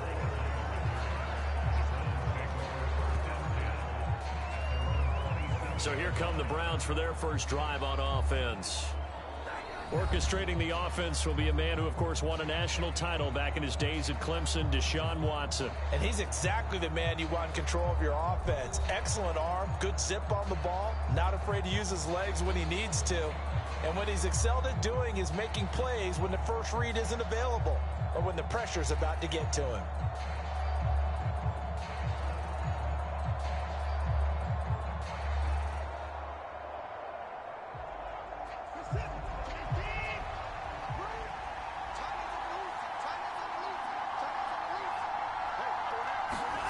First play, Watson to the air.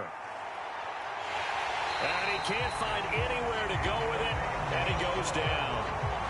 He'll wind up losing 3 there on the sack. Good pressure, and it's second down.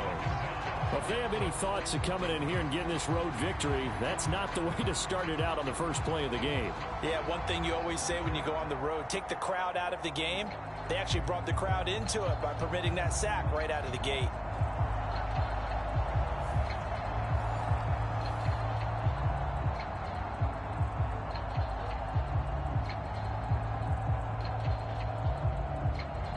Gotta hope that's not a sign of things to come as they face an early second and long.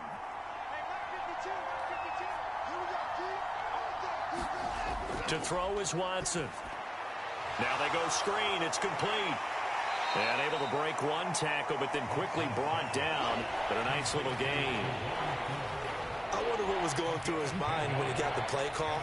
He just got sacked on the previous play. He knows they're coming after him again.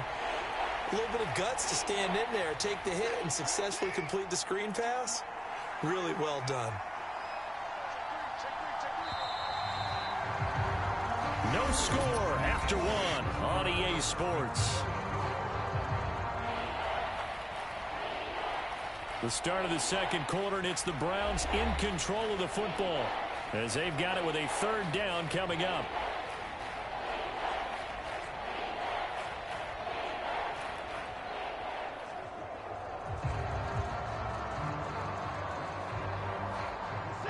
Coming up here looking for 3 yards to pick up the first. Watson on third down. Work in the middle of the field, and he's got a man complete.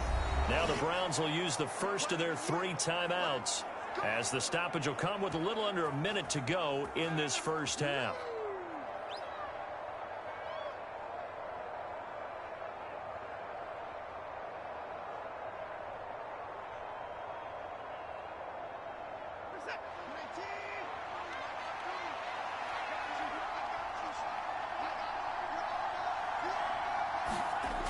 first down, it's Watson.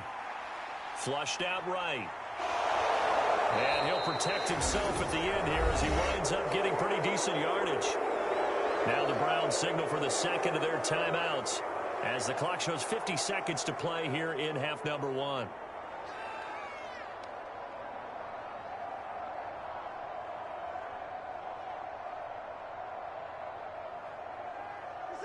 Second down and 4.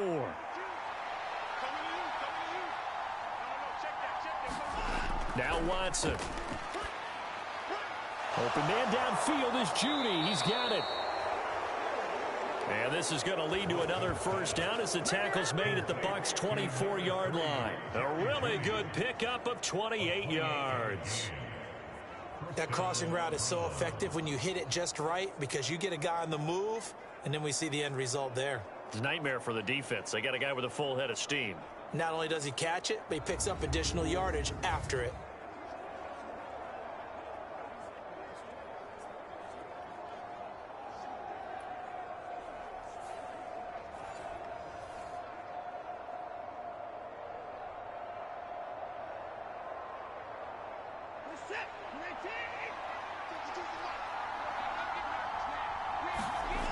On 1st and 10, Watson.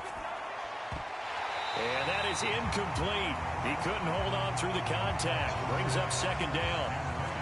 He did a fine job there of not hitting him before the ball arrived, and I've got to tell you, you can often mistime that play because of the angles of approach.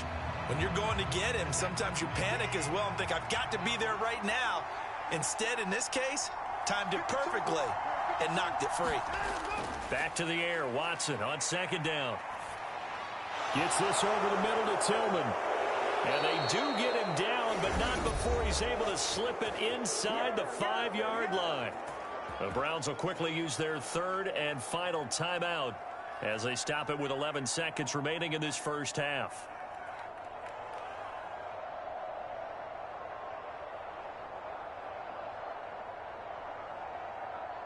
First and goal, a chance for an early statement here on the road. To the air yet again, Watson. And this is caught. Touchdown, Cleveland. Jerry Jeudy in the final seconds of the first half. And the Browns have taken the lead here in the final stages of this first half. That's one of the better examples of clock management I've seen. Whittled it all the way down just about and still put the ball in the end zone. Yeah, just a methodical drive and something really to take into the lockers here.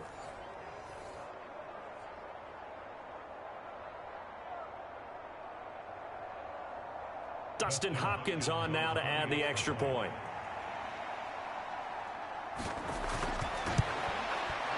It's up and through to make it 7-0 Browns.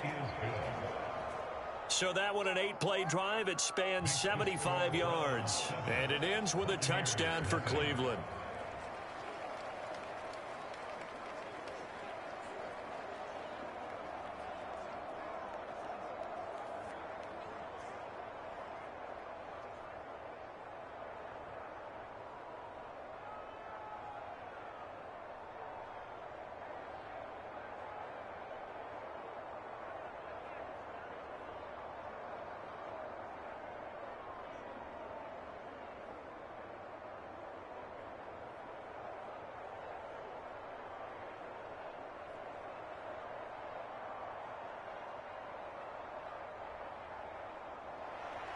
Maybe time for one play on offense. 7 seconds to go in the half as the kick is away.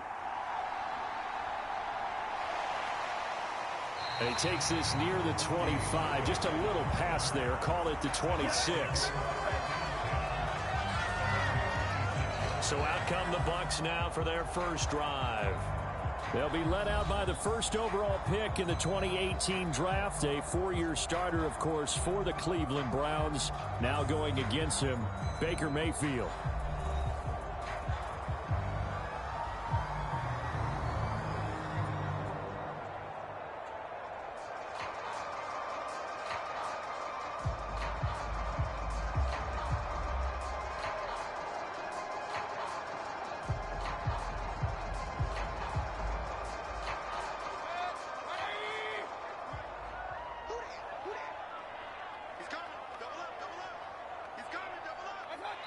All that remains is to snap this once, and that'll do it for the first half of play. So we have reached halftime with a touchdown. That's the difference on the scoreboard. As we send you a stone's throw away across I-4 to Orlando. There standing by is Jonathan Coachman, ready with our EA Sports Halftime Report. Coach?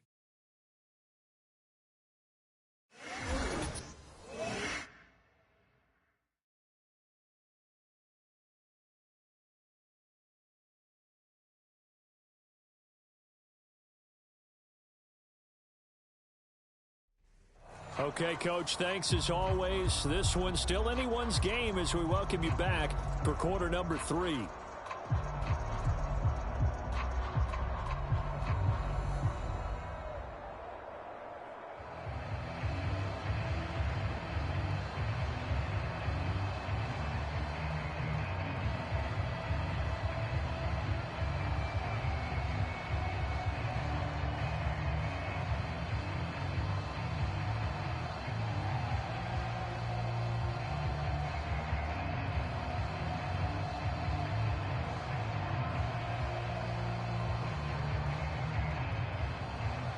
Just the one touchdown in that first half. 7-0 our score as we get going in quarter number 3.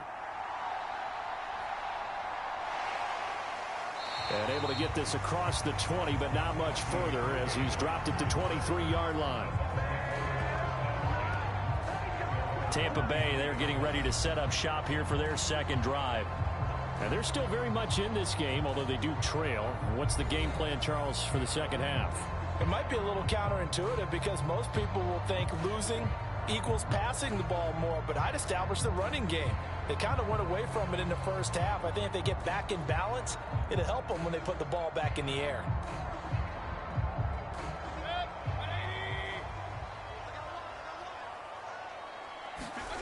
A first down throw for Mayfield. That's to the sideline and incomplete. We've seen these defenses make enough opportunistic plays to keep this one low scoring. Flying around, making plays on the ball, and we see yet another errant throw as a result. Third quarter of a tight football game as we come up on a 2nd and 10. Here's Mayfield.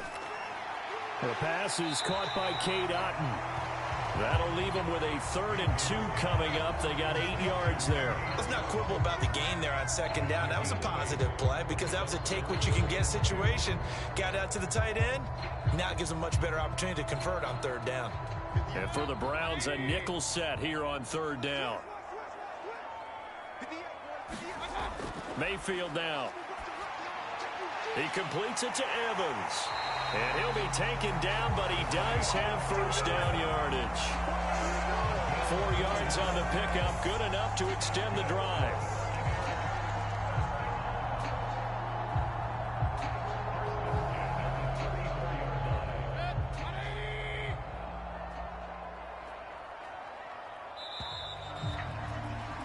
And as they come to the line, they will not be able to get off another play as time has run out on this 3rd quarter.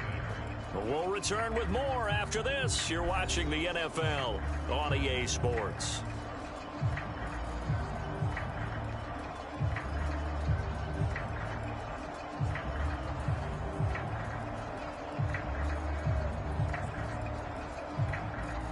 All 3 timeouts still at their disposal. Here's 1st and 10 now. Now Mayfield. Now Mayfield lost the football. And now this ball picked up by the offense. But here in the final 2 minutes of the game, this will be blown dead. Only the fumbler can advance the football. So this will go back to the spot of the fumble itself. They'll come up now on 2nd down. Mayfield to throw. That's complete to Otton. And he will get a good amount of yardage back on 2nd down, but the clock still runs. Now the Bucs going to use the first of their timeouts as the clock will stop with just under 30 seconds left to go.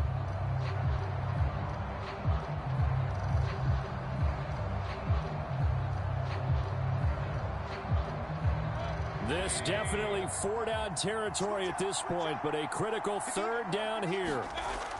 Mayfield. He's going to let it fly. And unable to connect. Incomplete. I'll give them credit. They took their shot, but it's going to bring up 4th down. That means it's just one last chance left, and this has to be a 1st down or a touchdown, or this game's over. It's got to have it time. 4th and 9. Desperation time. Mayfield on 4th down. Pass taken in by his big tight end. The Bucs going to go ahead and use the second of their timeouts. That'll leave them with just one remaining in this 4th quarter of play.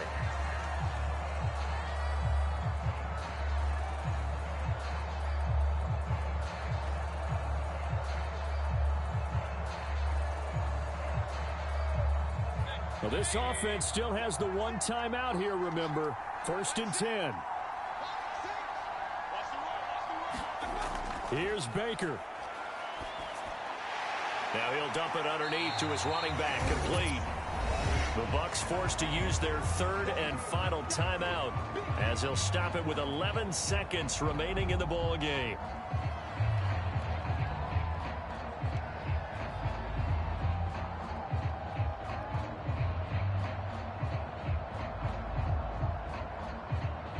Now 2nd and 4.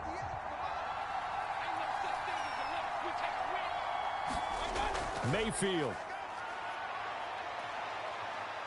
Looking for the end zone. And that will be incomplete.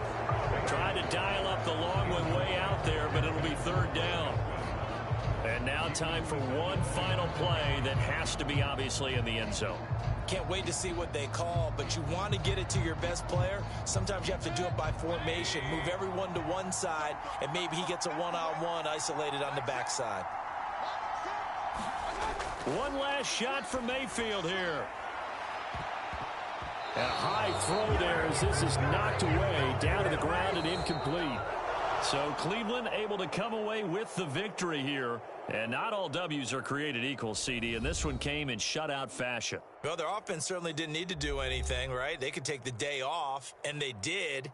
For the defense, they carried them in a big way. Yeah, look, the offense obviously stuff to work on, but they did enough, and the defense carried the load. But you know what they say, it's always fun to work on things. If it didn't go well in your game, with a victory in your pocket. And that's what they've got going forward.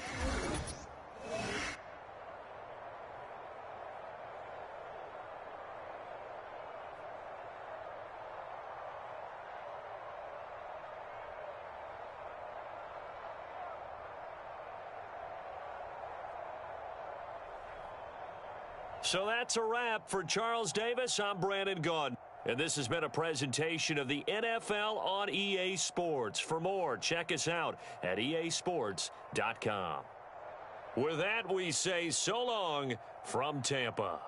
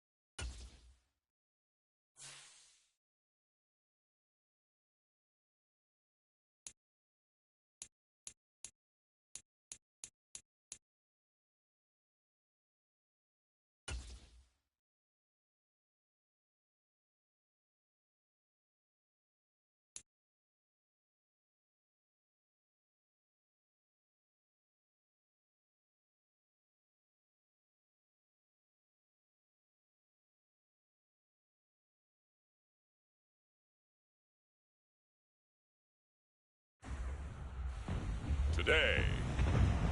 From U.S. Bank Stadium in Minneapolis,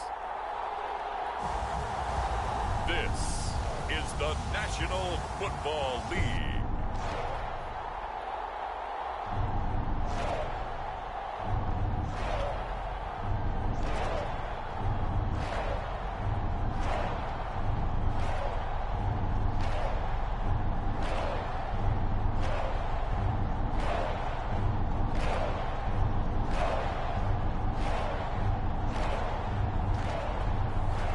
It's the Minnesota Vikings taking on the Carolina Panthers.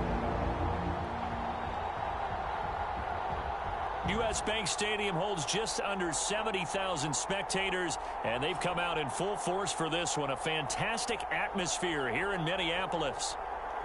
Alongside my partner, Charles Davis, I'm Brandon Gunn, happy to be with you. And CD, as we get this thing going, give the folks at home something to keep their eye on. The running game for both teams, because I think this is going to be an old-fashioned, old-school type of a game.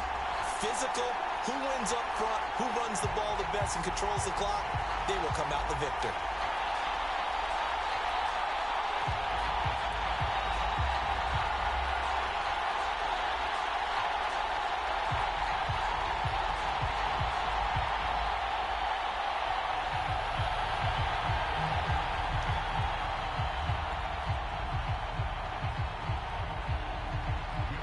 Here's the rookie from Alabama, Will Reichard, ready to get us started. And we are underway from downtown Minneapolis. And we will not see a run back on the opening kickoff. This will be a touchback. So here are the Panthers now for their opening drive. And they will be led out by their second-year quarterback. And you'd think as a young QB there'd be some nerves leading an offense out to start a game, but haven't seen any sign of them right now. And speaking with him earlier this week, sensed that the pressure wouldn't get to him. He feels comfortable being the face of this offense and shouldering the expectations on game day, even if he doesn't quite have the years of experience other quarterbacks do.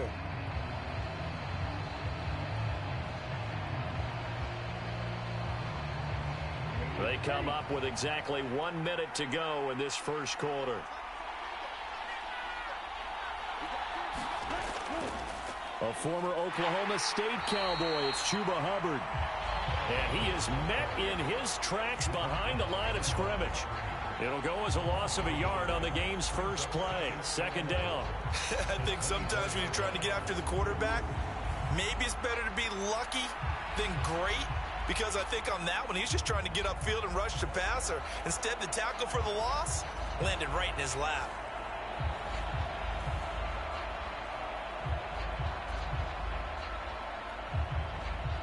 A loss of a yard there to start out. That leads to a 2nd and 11. Now here's Young. He's got his tight end down the field. That's Sanders. And they'll get this well past midfield before being stopped just before the 35. Last play, they didn't even get back to the line of scrimmage. Now they gain almost 40 yards here. Despite writing it down on my notes, I never give enough credit to the offensive line, and we have to here. The protection, that's what made this play a success. Quarterback had to wait for his crossing route to develop, and that takes a little bit of extra time. Excellent job by the big fellas up front.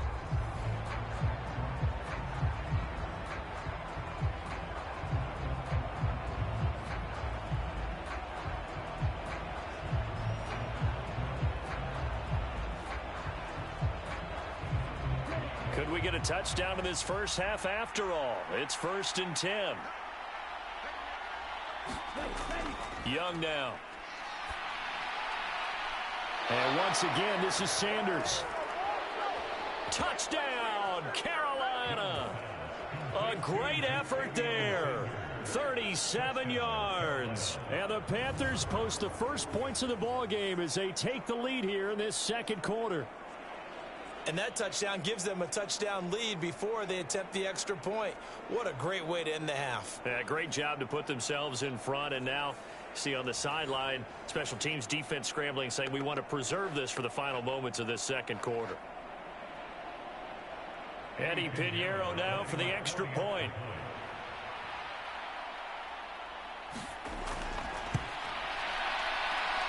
And this will be good to give the Panthers a 7-0 lead.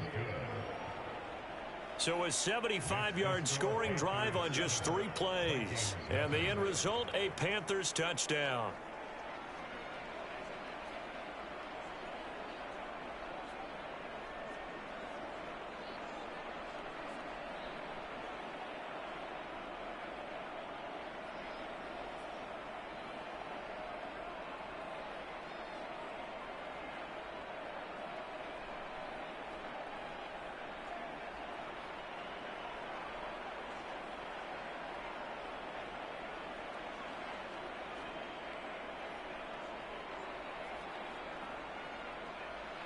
Now after the touchdown, here's Pinheiro to kick it off. Ty Chandler now on the return. And he'll be tackled just shy of the 25.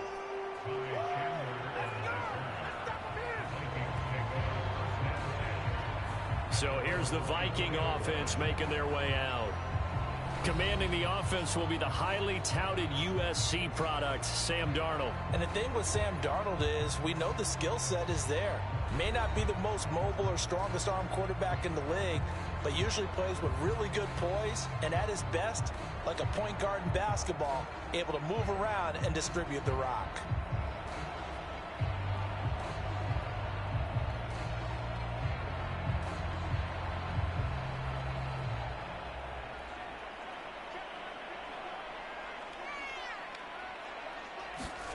On first down, it's Darnold.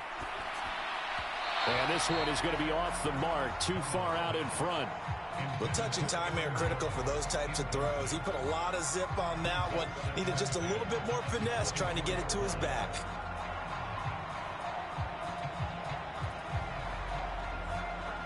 Here's 2nd and 10. Darnold from the gun. That's complete to Justin Jefferson. The Vikings going to signal for the first of their timeouts as they'll stop it with just over 40 seconds to go in the first half.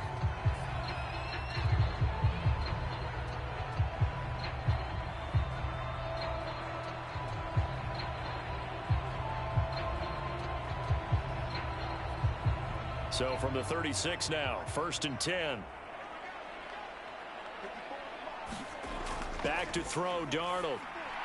Another one on this play for Justin Jefferson. Now the Vikings will use the second of their timeouts as the clock will stop with 37 seconds to play in this first half.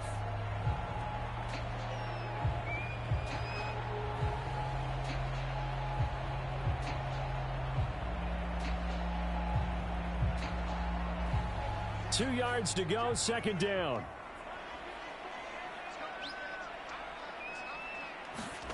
To the air again, Darnold. This one finding the hands of Brandon Powell. And he'll be taken down, but not before he works it past the 50. He's got his first catch here before halftime, and it goes for a first down. They sure put the coverage guys in a stress on that one. They thought they were going deep. Ends up curling inside for a nice chunk of yardage.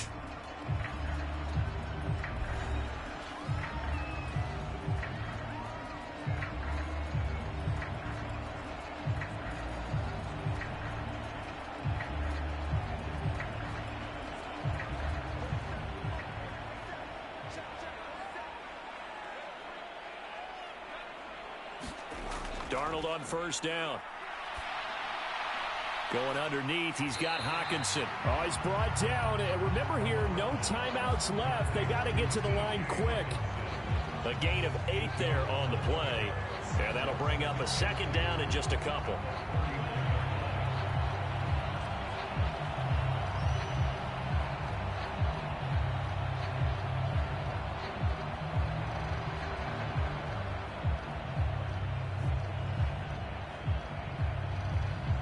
So we've reached halftime with just the lone touchdown here. 7-0 is our score. As we'll send you down to Orlando, we check in with Jonathan Coachman for our EA Sports Halftime Report. Coach. All right, Brandon, back to you, too, in just a bit. But first, welcome everyone to downtown Orlando and our EA Sports Halftime Report. This one's been a hard-fought battle to this point. 7-0 is the score, with neither offense really able to get on track. But let's not waste any time. We'll get you right back out to Brandon and Charles for the second half. All right, Coach, thanks. Yeah, both teams likely to make some changes in what's been a closely fought battle to this point.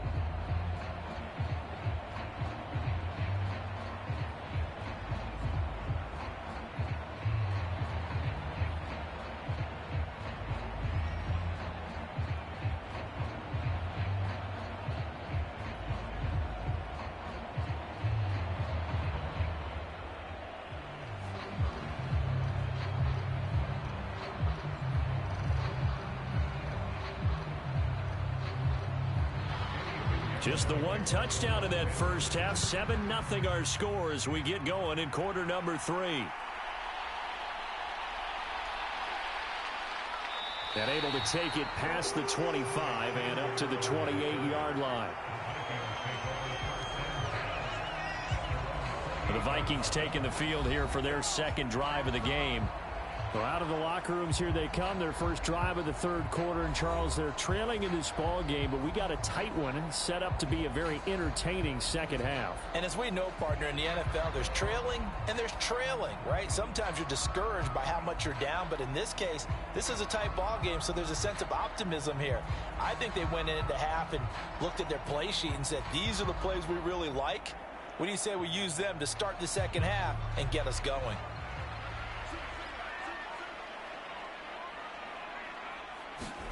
On 1st and 10, Darnold. Right side, it's the tight end, Hockenson. And they'll wind up getting this to the 37. Gain of 9. And his play caller does a nice job of giving him an easy throw to start this drive, and he takes advantage of it. The completion sets up a manageable second down. So from the 37, here's second down and a yard. In motion right is Addison. Darnold. A quick throw there is incomplete. Right now, the story of this game continuing to be the defenses, because the offenses, they're finding it difficult to establish any rhythm whatsoever. I like how you come to us in praise of defense, Brandon, because that's exactly right. That was an incompletion force there, but we've seen it throughout this game. Both of these defense coordinators, they're a step ahead of their offensive counterparts. They tried to throw on second down, unsuccessful. Now it's 3rd and 1. Here's Darnold. Able to find the open man. That's complete. And he'll be stopped right at midfield. The defense surrenders a 13-yard pass play there on 3rd and 1.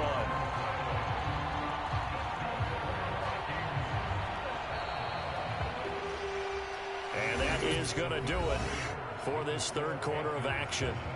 You are watching the NFL on EA Sports. And we return, welcoming you back to Minneapolis. It's the Vikings in possession of the football, but they need some points. They're trailing here to start the fourth.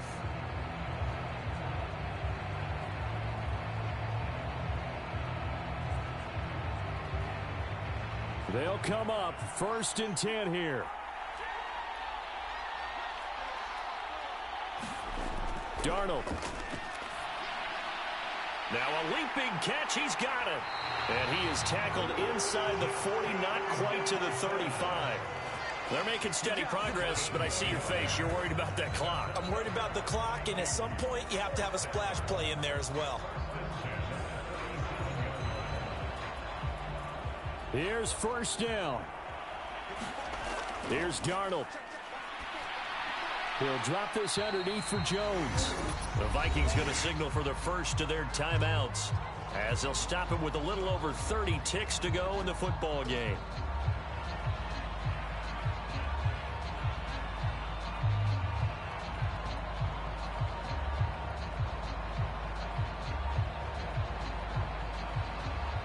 A little over 30 seconds to go. Here's second down. Now Darnold. Out route to Jefferson, and he's got it. And he is out of bounds inside the 30. Timing is everything, and they work on this cut all the time. They work on all the timing patterns, and this time it paid off for them. Worked him to the center of the field, cut it to the outside, ball's delivered, gets both feet down for the completion.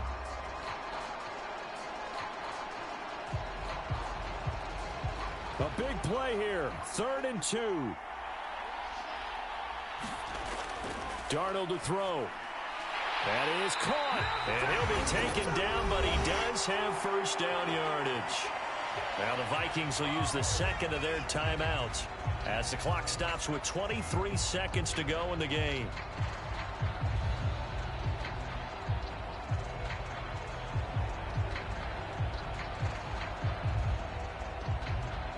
Remember, the one timeout still available as they come up 1st and 10. Now it's Darnold. And an off-balance throw there, and it's going to wind up incomplete. Well, a momentary speed bump there with that throw, partner. The defense had other ideas, and they're trying to mount a small stand before this drive reaches the end zone. Here's 2nd down. Darnold. And this ball is caught. It's a touchdown. And now in the final seconds, they're a PAT away from likely getting this thing to overtime. Obviously, the excitement level here is almost a fever pitch. Down 1 is tempted to go for 2. I say you go ahead and kick the extra point. You got the home crowd carried into overtime. I'm with you. I do see some fans are holding up 2 fingers. Easy now. Yeah, but they're not the ones who have to actually make that call, are they?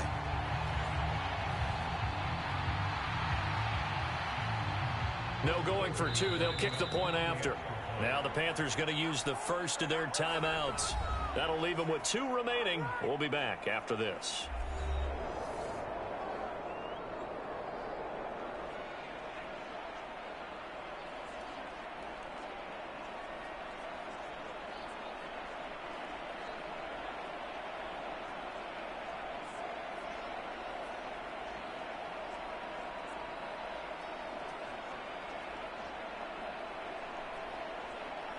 A try here for the extra point.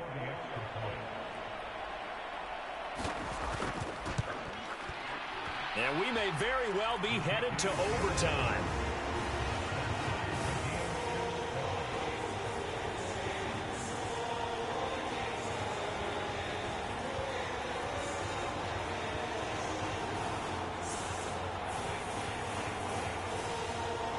So that drive consumes 9 plays all told. And the touchdown and PAT mean we are tied here in the final minute of play.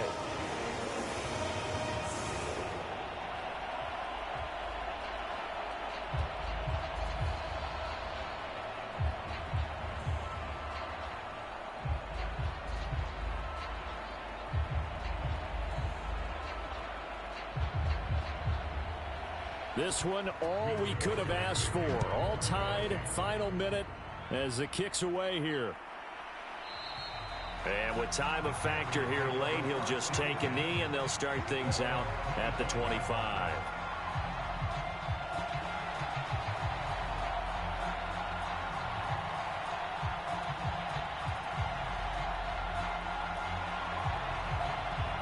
Here's 1st and 10.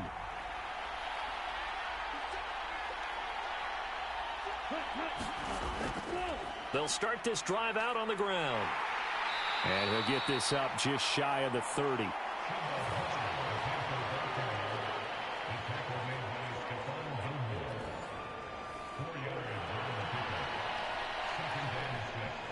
we have free football. Overtime. Here we go, my friend. And the way this game played out, this is exactly how it should end. Going to overtime because neither one got an advantage today.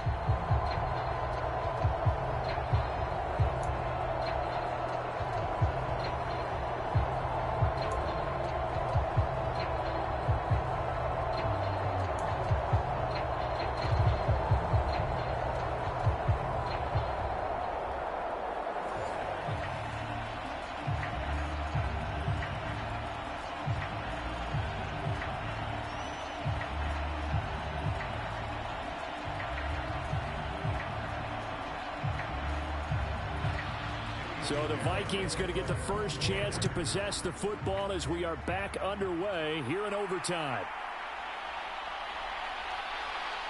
And he returns this to the 22.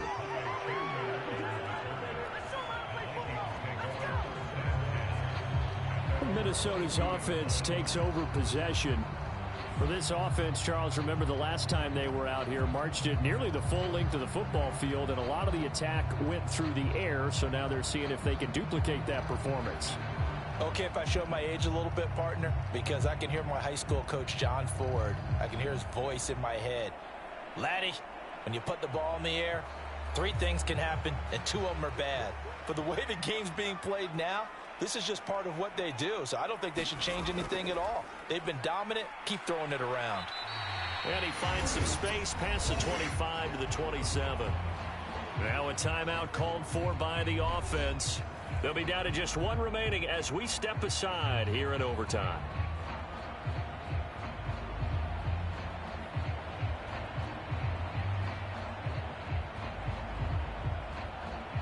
Opening drive of overtime. Both teams will get a possession, barring a defensive score. Here's second down.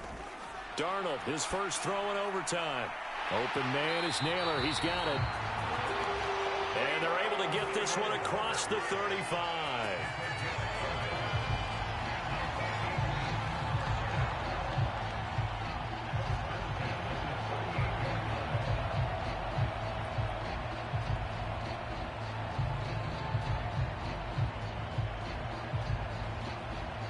So here's a 1st and 10 at the 38. There's a jet sweep. This is Addison. Oh, and the tackle comes quickly. That's only going to get him a couple. Now a timeout called for by the offense. That's their second and last timeout here in the overtime session. We'll be back.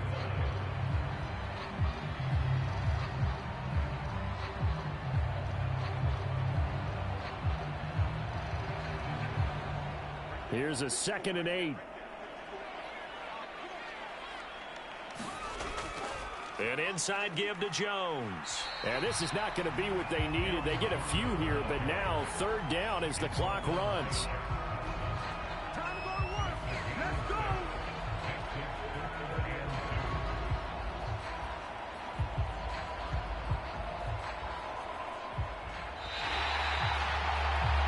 One overtime. How about 2? We need another. We're still even. We'll switch sides and have that second overtime in just a moment.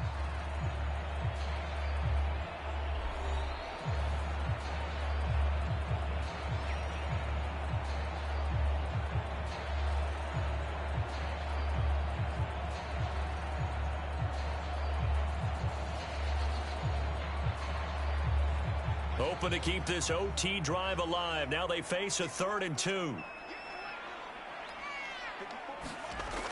They'll try and run for it with Jones. And he's got the first down yardage there as he takes it just across midfield. They go with the ground game, pick up the first, now in plus territory. And that changes the whole mentality of a play caller, doesn't it? Once they cross the 50, they feel like they're in the strike zone. All right, you don't have to be in the red zone to take those big shots downfield or go after the end zone. Right now, that might be available to them. And now this first drive in OT continues.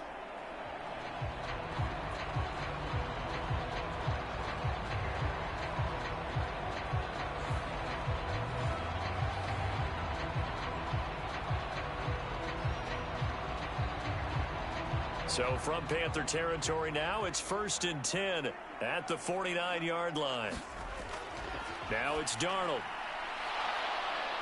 And that's going to be incomplete. Too tough to hold on to that one. It's 2nd down. Another nice job there defensively. They've really stymied their passing attempts, and it continues in overtime. And for them to do that, that means they've had to be cohesive on defense. Pressure in the quarterback's face. Good coverage of not just the wide receivers, but the tight end, the running backs when they try and slip out, and making sure they're at the point of attack. When the ball's in the air, they get there and help force some of those incompletions. Darnold completes it, and he is tackled inside the 40, not quite to the 35. Charles, you get into these overtime situations, that's not a bad guy to dial into. Well, when you have to have plays, especially in a spot as you just described, we're in OT, you've got to go to the guys you can trust and you know are going to make the plays. Well, they say it's not the X's and the O's, it's the Jimmies and the Joes. They go back to the ground with Jones. Nothing doing. Barely able to muster a yard to hit the 35. So the OT clock hits 0, and we're still not done. We'll switch sides and need at least one more OT to decide it after this.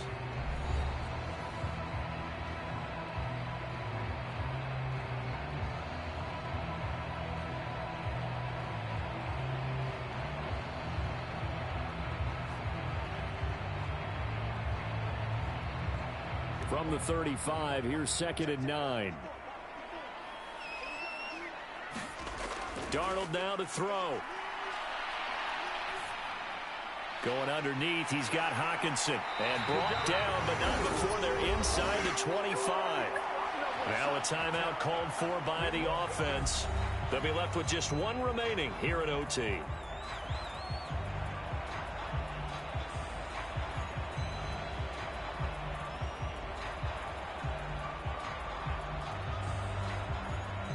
They show run with 3 tight ends here on 1st down. Up the middle, Jones. And not much. Maybe a yard down to the 23. Yeah, things were pretty stacked up there in the middle of the line. A lot of bodies, not much space. I think ultimately he was fortunate to get anything out of that run. 2nd and 9.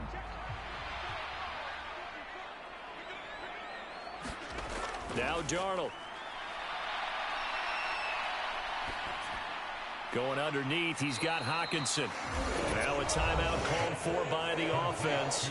It'll be their 2nd and final timeout, remember, here in overtime. We'll be back.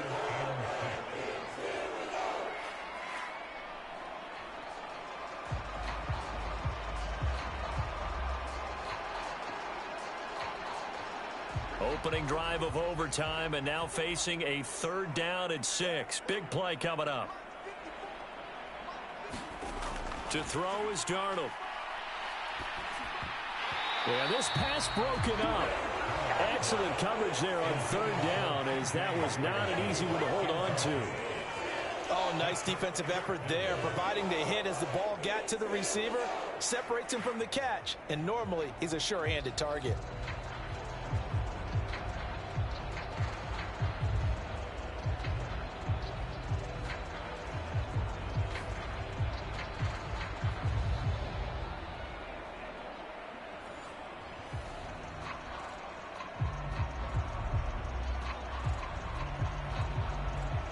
So the field goal unit is on the field, as this is a big spot right here. This to at least get them a lead here in overtime. And the kick is good. And finally, this one is over. We thought it may never end, but that kick puts the exclamation mark on it. So they do get the short field goal here to get them the all-important overtime lead. But, Charles, you wonder if they'll wind up ruining the fact that they were able to get down into the red zone, yet not able to find the touchdown that would have won them the game. Brandon, you're absolutely right. In overtime, when you get the ball first, the hope is your opponents never see the football. But now they're going to get a drive to try and win it, or at least keep the game alive with a field goal. And I'm getting a dictionary out to look up ruin. So only a field goal on that opening drive of overtime. Will that hold up? We'll find out as the kick's away. And he will make it to the 20-yard line and no further.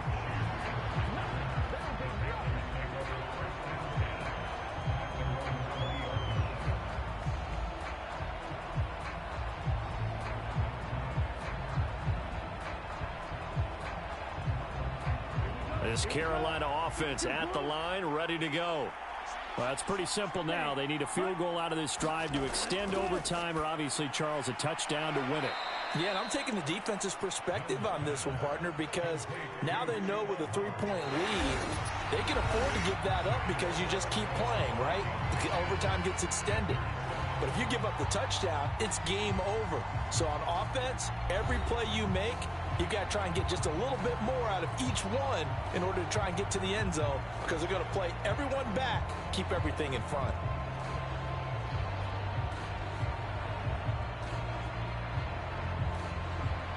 Line of scrimmage, the 28 now as they come up on second and a couple.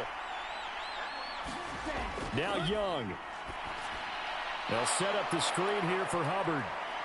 And he's able to take this one up to the 35-yard line. Well, a little dinking and dunking that they're doing. At some point, is it appropriate to maybe take a shot? It is, if you feel good about it. But otherwise, you do what a coach told me a long time ago. Take what they give you, but make them tackle. In other words, get it to one of your guys in space. If he makes someone miss, that could turn into the big play you're looking for. Oh, it's intercepted. That'll seal it. And they get the football. They'll set up shop at their own 49-yard line. Well, it's not very often, Charles, that you and I get to see a fourth drive in overtime, but buckle up, because here we go, partner. Well, my first thought is that apparently no one wants to win this thing, and now I'm correcting myself. I know they both want to win it, but they've gone at it so hard. Who can focus long enough to make the proper play to win this game? And now out comes Minnesota. And last time able to get 3. It's not what they wanted. They wanted 6, but they got at least something. They mustered something out of the drive. They'll take it. I like the way you've described it. Not ideal, but they'll take it. Anything to put some points on the board. But this time on offense, they don't even want to see the field goal kicker trot on the field. They want that ball in the end zone. Yeah, they'll be going for 6. So that'll just about do it for Charles Davis. I'm Brandon Gaudin. You've been watching the NFL on EA Sports. For more, log on to easports.com. It's a win for the Vikings as we say so long from Minneapolis.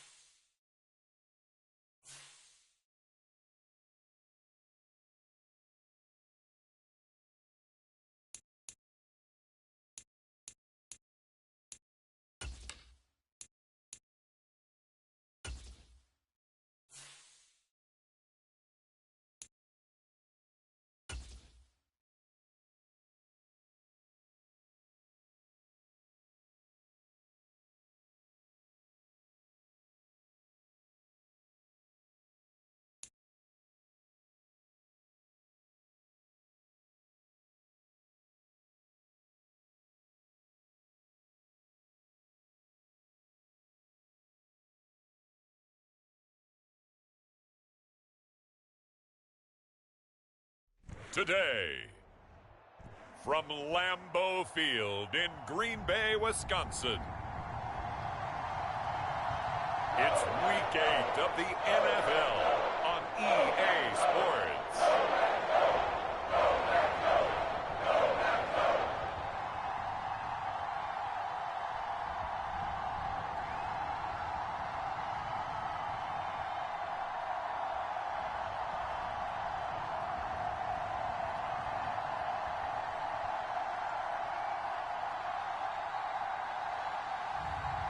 It's the Green Bay Packers taking on the Atlanta Falcons.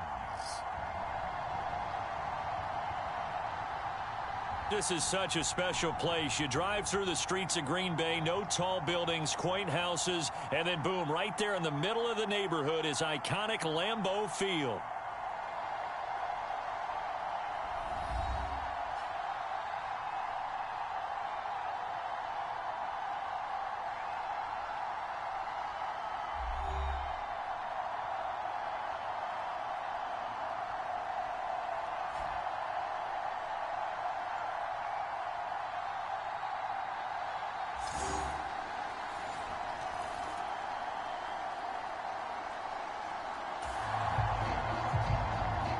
This offense ready to head back out there as they'll take over with a little over a minute to play in this first quarter.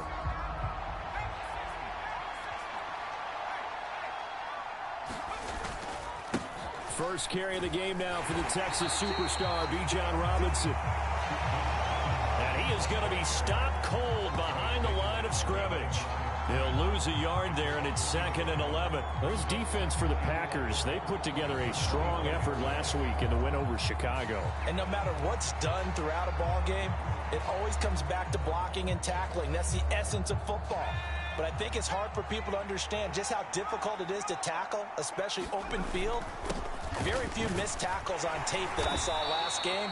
This team does a nice job of getting their opponents on the ground. And now it looks like they're going to be in the hurry-up.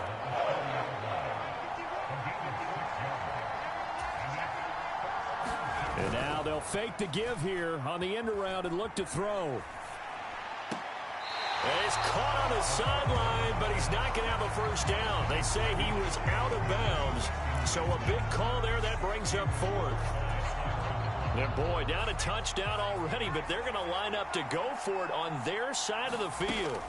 They'll try and throw for it here, being chased out left. And he's got the first before he's brought down at the 39-yard line. And the drive stays in motion with a nice 8-yard pickup on 4th.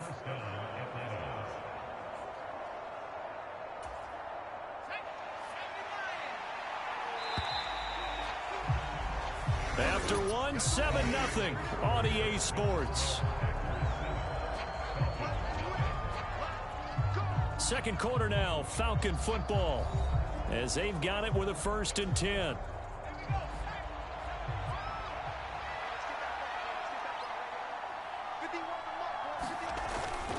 Straight ahead, it's Robinson. And he'll manage to pick up about 4. It's 2nd down. 2nd down and 6 now. But you don't turn your nose up at a gain of 4, do you? They'll take that on 1st down. Playbook's got to be pretty well open on 2nd and 6. And he takes this just a few yards shy of the red zone before going out. 42 yards rushing so far, and this is just their first possession. They've got a new set of downs here. So the big play gets them all the way down to the outskirts of the red zone here for 1st and 10. Now they'll switch it up here and look to throw. Flush to his right. This pass is caught by London. And he doesn't quite make it, taking it within an eyelash. Dropped at the 1. Robinson. Touchdown, Falcons.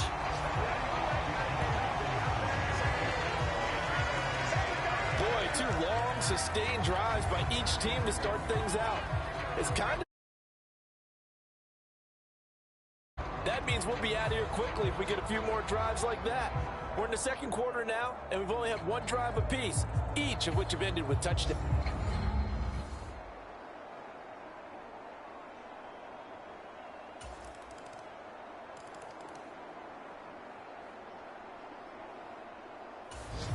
About set to begin their next drive, the Falcons offense at the line.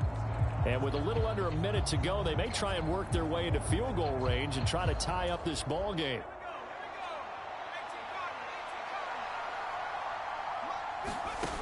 They'll come out throwing here to start the drive. Here's a screen for Robinson. And he's going to get a good gain of 9 here up to the 34. Clock running, and the Falcons moving with a sense of urgency. On the move to his left. And he'll go out near midfield at the 49. The escapability in evidence there as that one good for 15 and a first. Facing second and short, that gives you a chance to go for a bigger play through the air. But I think he said to himself, why not I just handle this one? Got all the yards he needed and then some, and made that snap a huge success.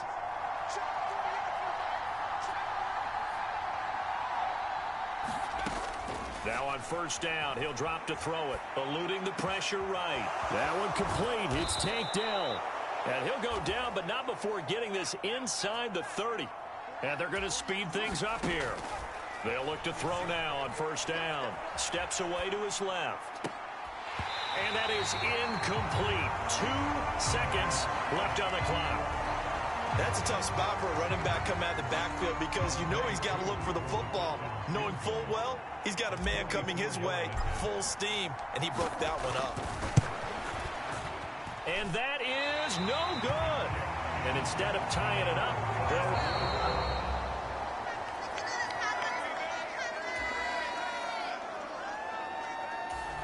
the Atlanta offense out there for their next drive.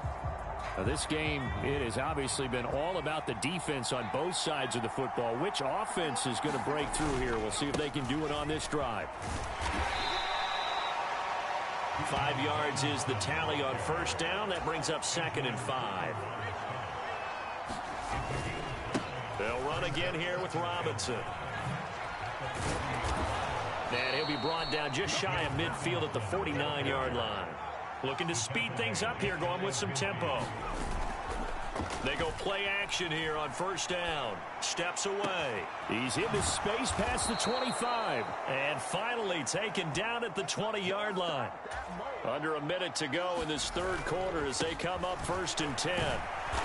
And he will lose yardage here back at the 23-yard line. After the loss, they'll come up 2nd and 13. On play action, they'll throw. Rolling to his right. And I think the ball's out, and the Packers pick it up. Partner, everything that happened before that fumble was great. Good vision, navigating the open field, got good chunk.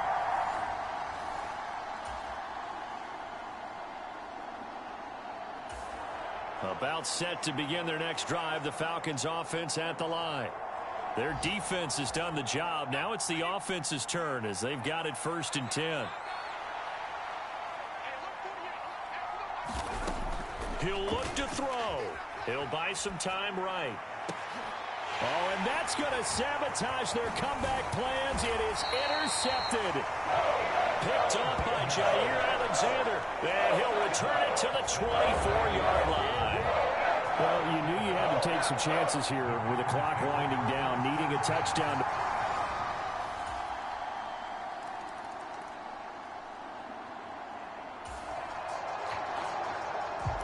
So the football will be at the 25-yard line as this offense gets set to take over. They go back to the air here after the INT on the last drive. That's caught by Pitts. And he'll be taken down, but not before they work it across midfield. Well, there's still hope, but it's dwindling fast. No timeouts left. They need 2 scores still. 1st and 10 here. And now he'll let this one go deep, back over the middle. And it is incomplete. Good positioning there downfield to break that one up. But just over a minute to go in the football game. 2nd and 10. Escaping the pressure right. And incomplete on the deep ball. Back back-to-back incompletions, but we know this is definitely four-down territory. Time not on their side. I don't think they want to try and get the first down in 2 installments. I think they got to go and get it right here, right now. That one deep for London, and that will be incomplete. Well, they weren't scared to let it fly, but it falls to the ground and brings up 4th down. No choice but to go. Here's 4th down now.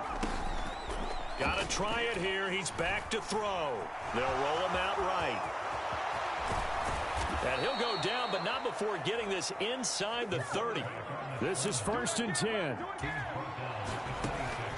Now back to throw. Flushed out right. And he'll be hit as he releases it, and that'll fall incomplete. And once he got out of the pocket, you thought that maybe he'd take off with it, especially here in the 2-minute drill. Sometimes defenses are focused so much downfield that there's room to run, but this time he decided to throw it unsuccessfully.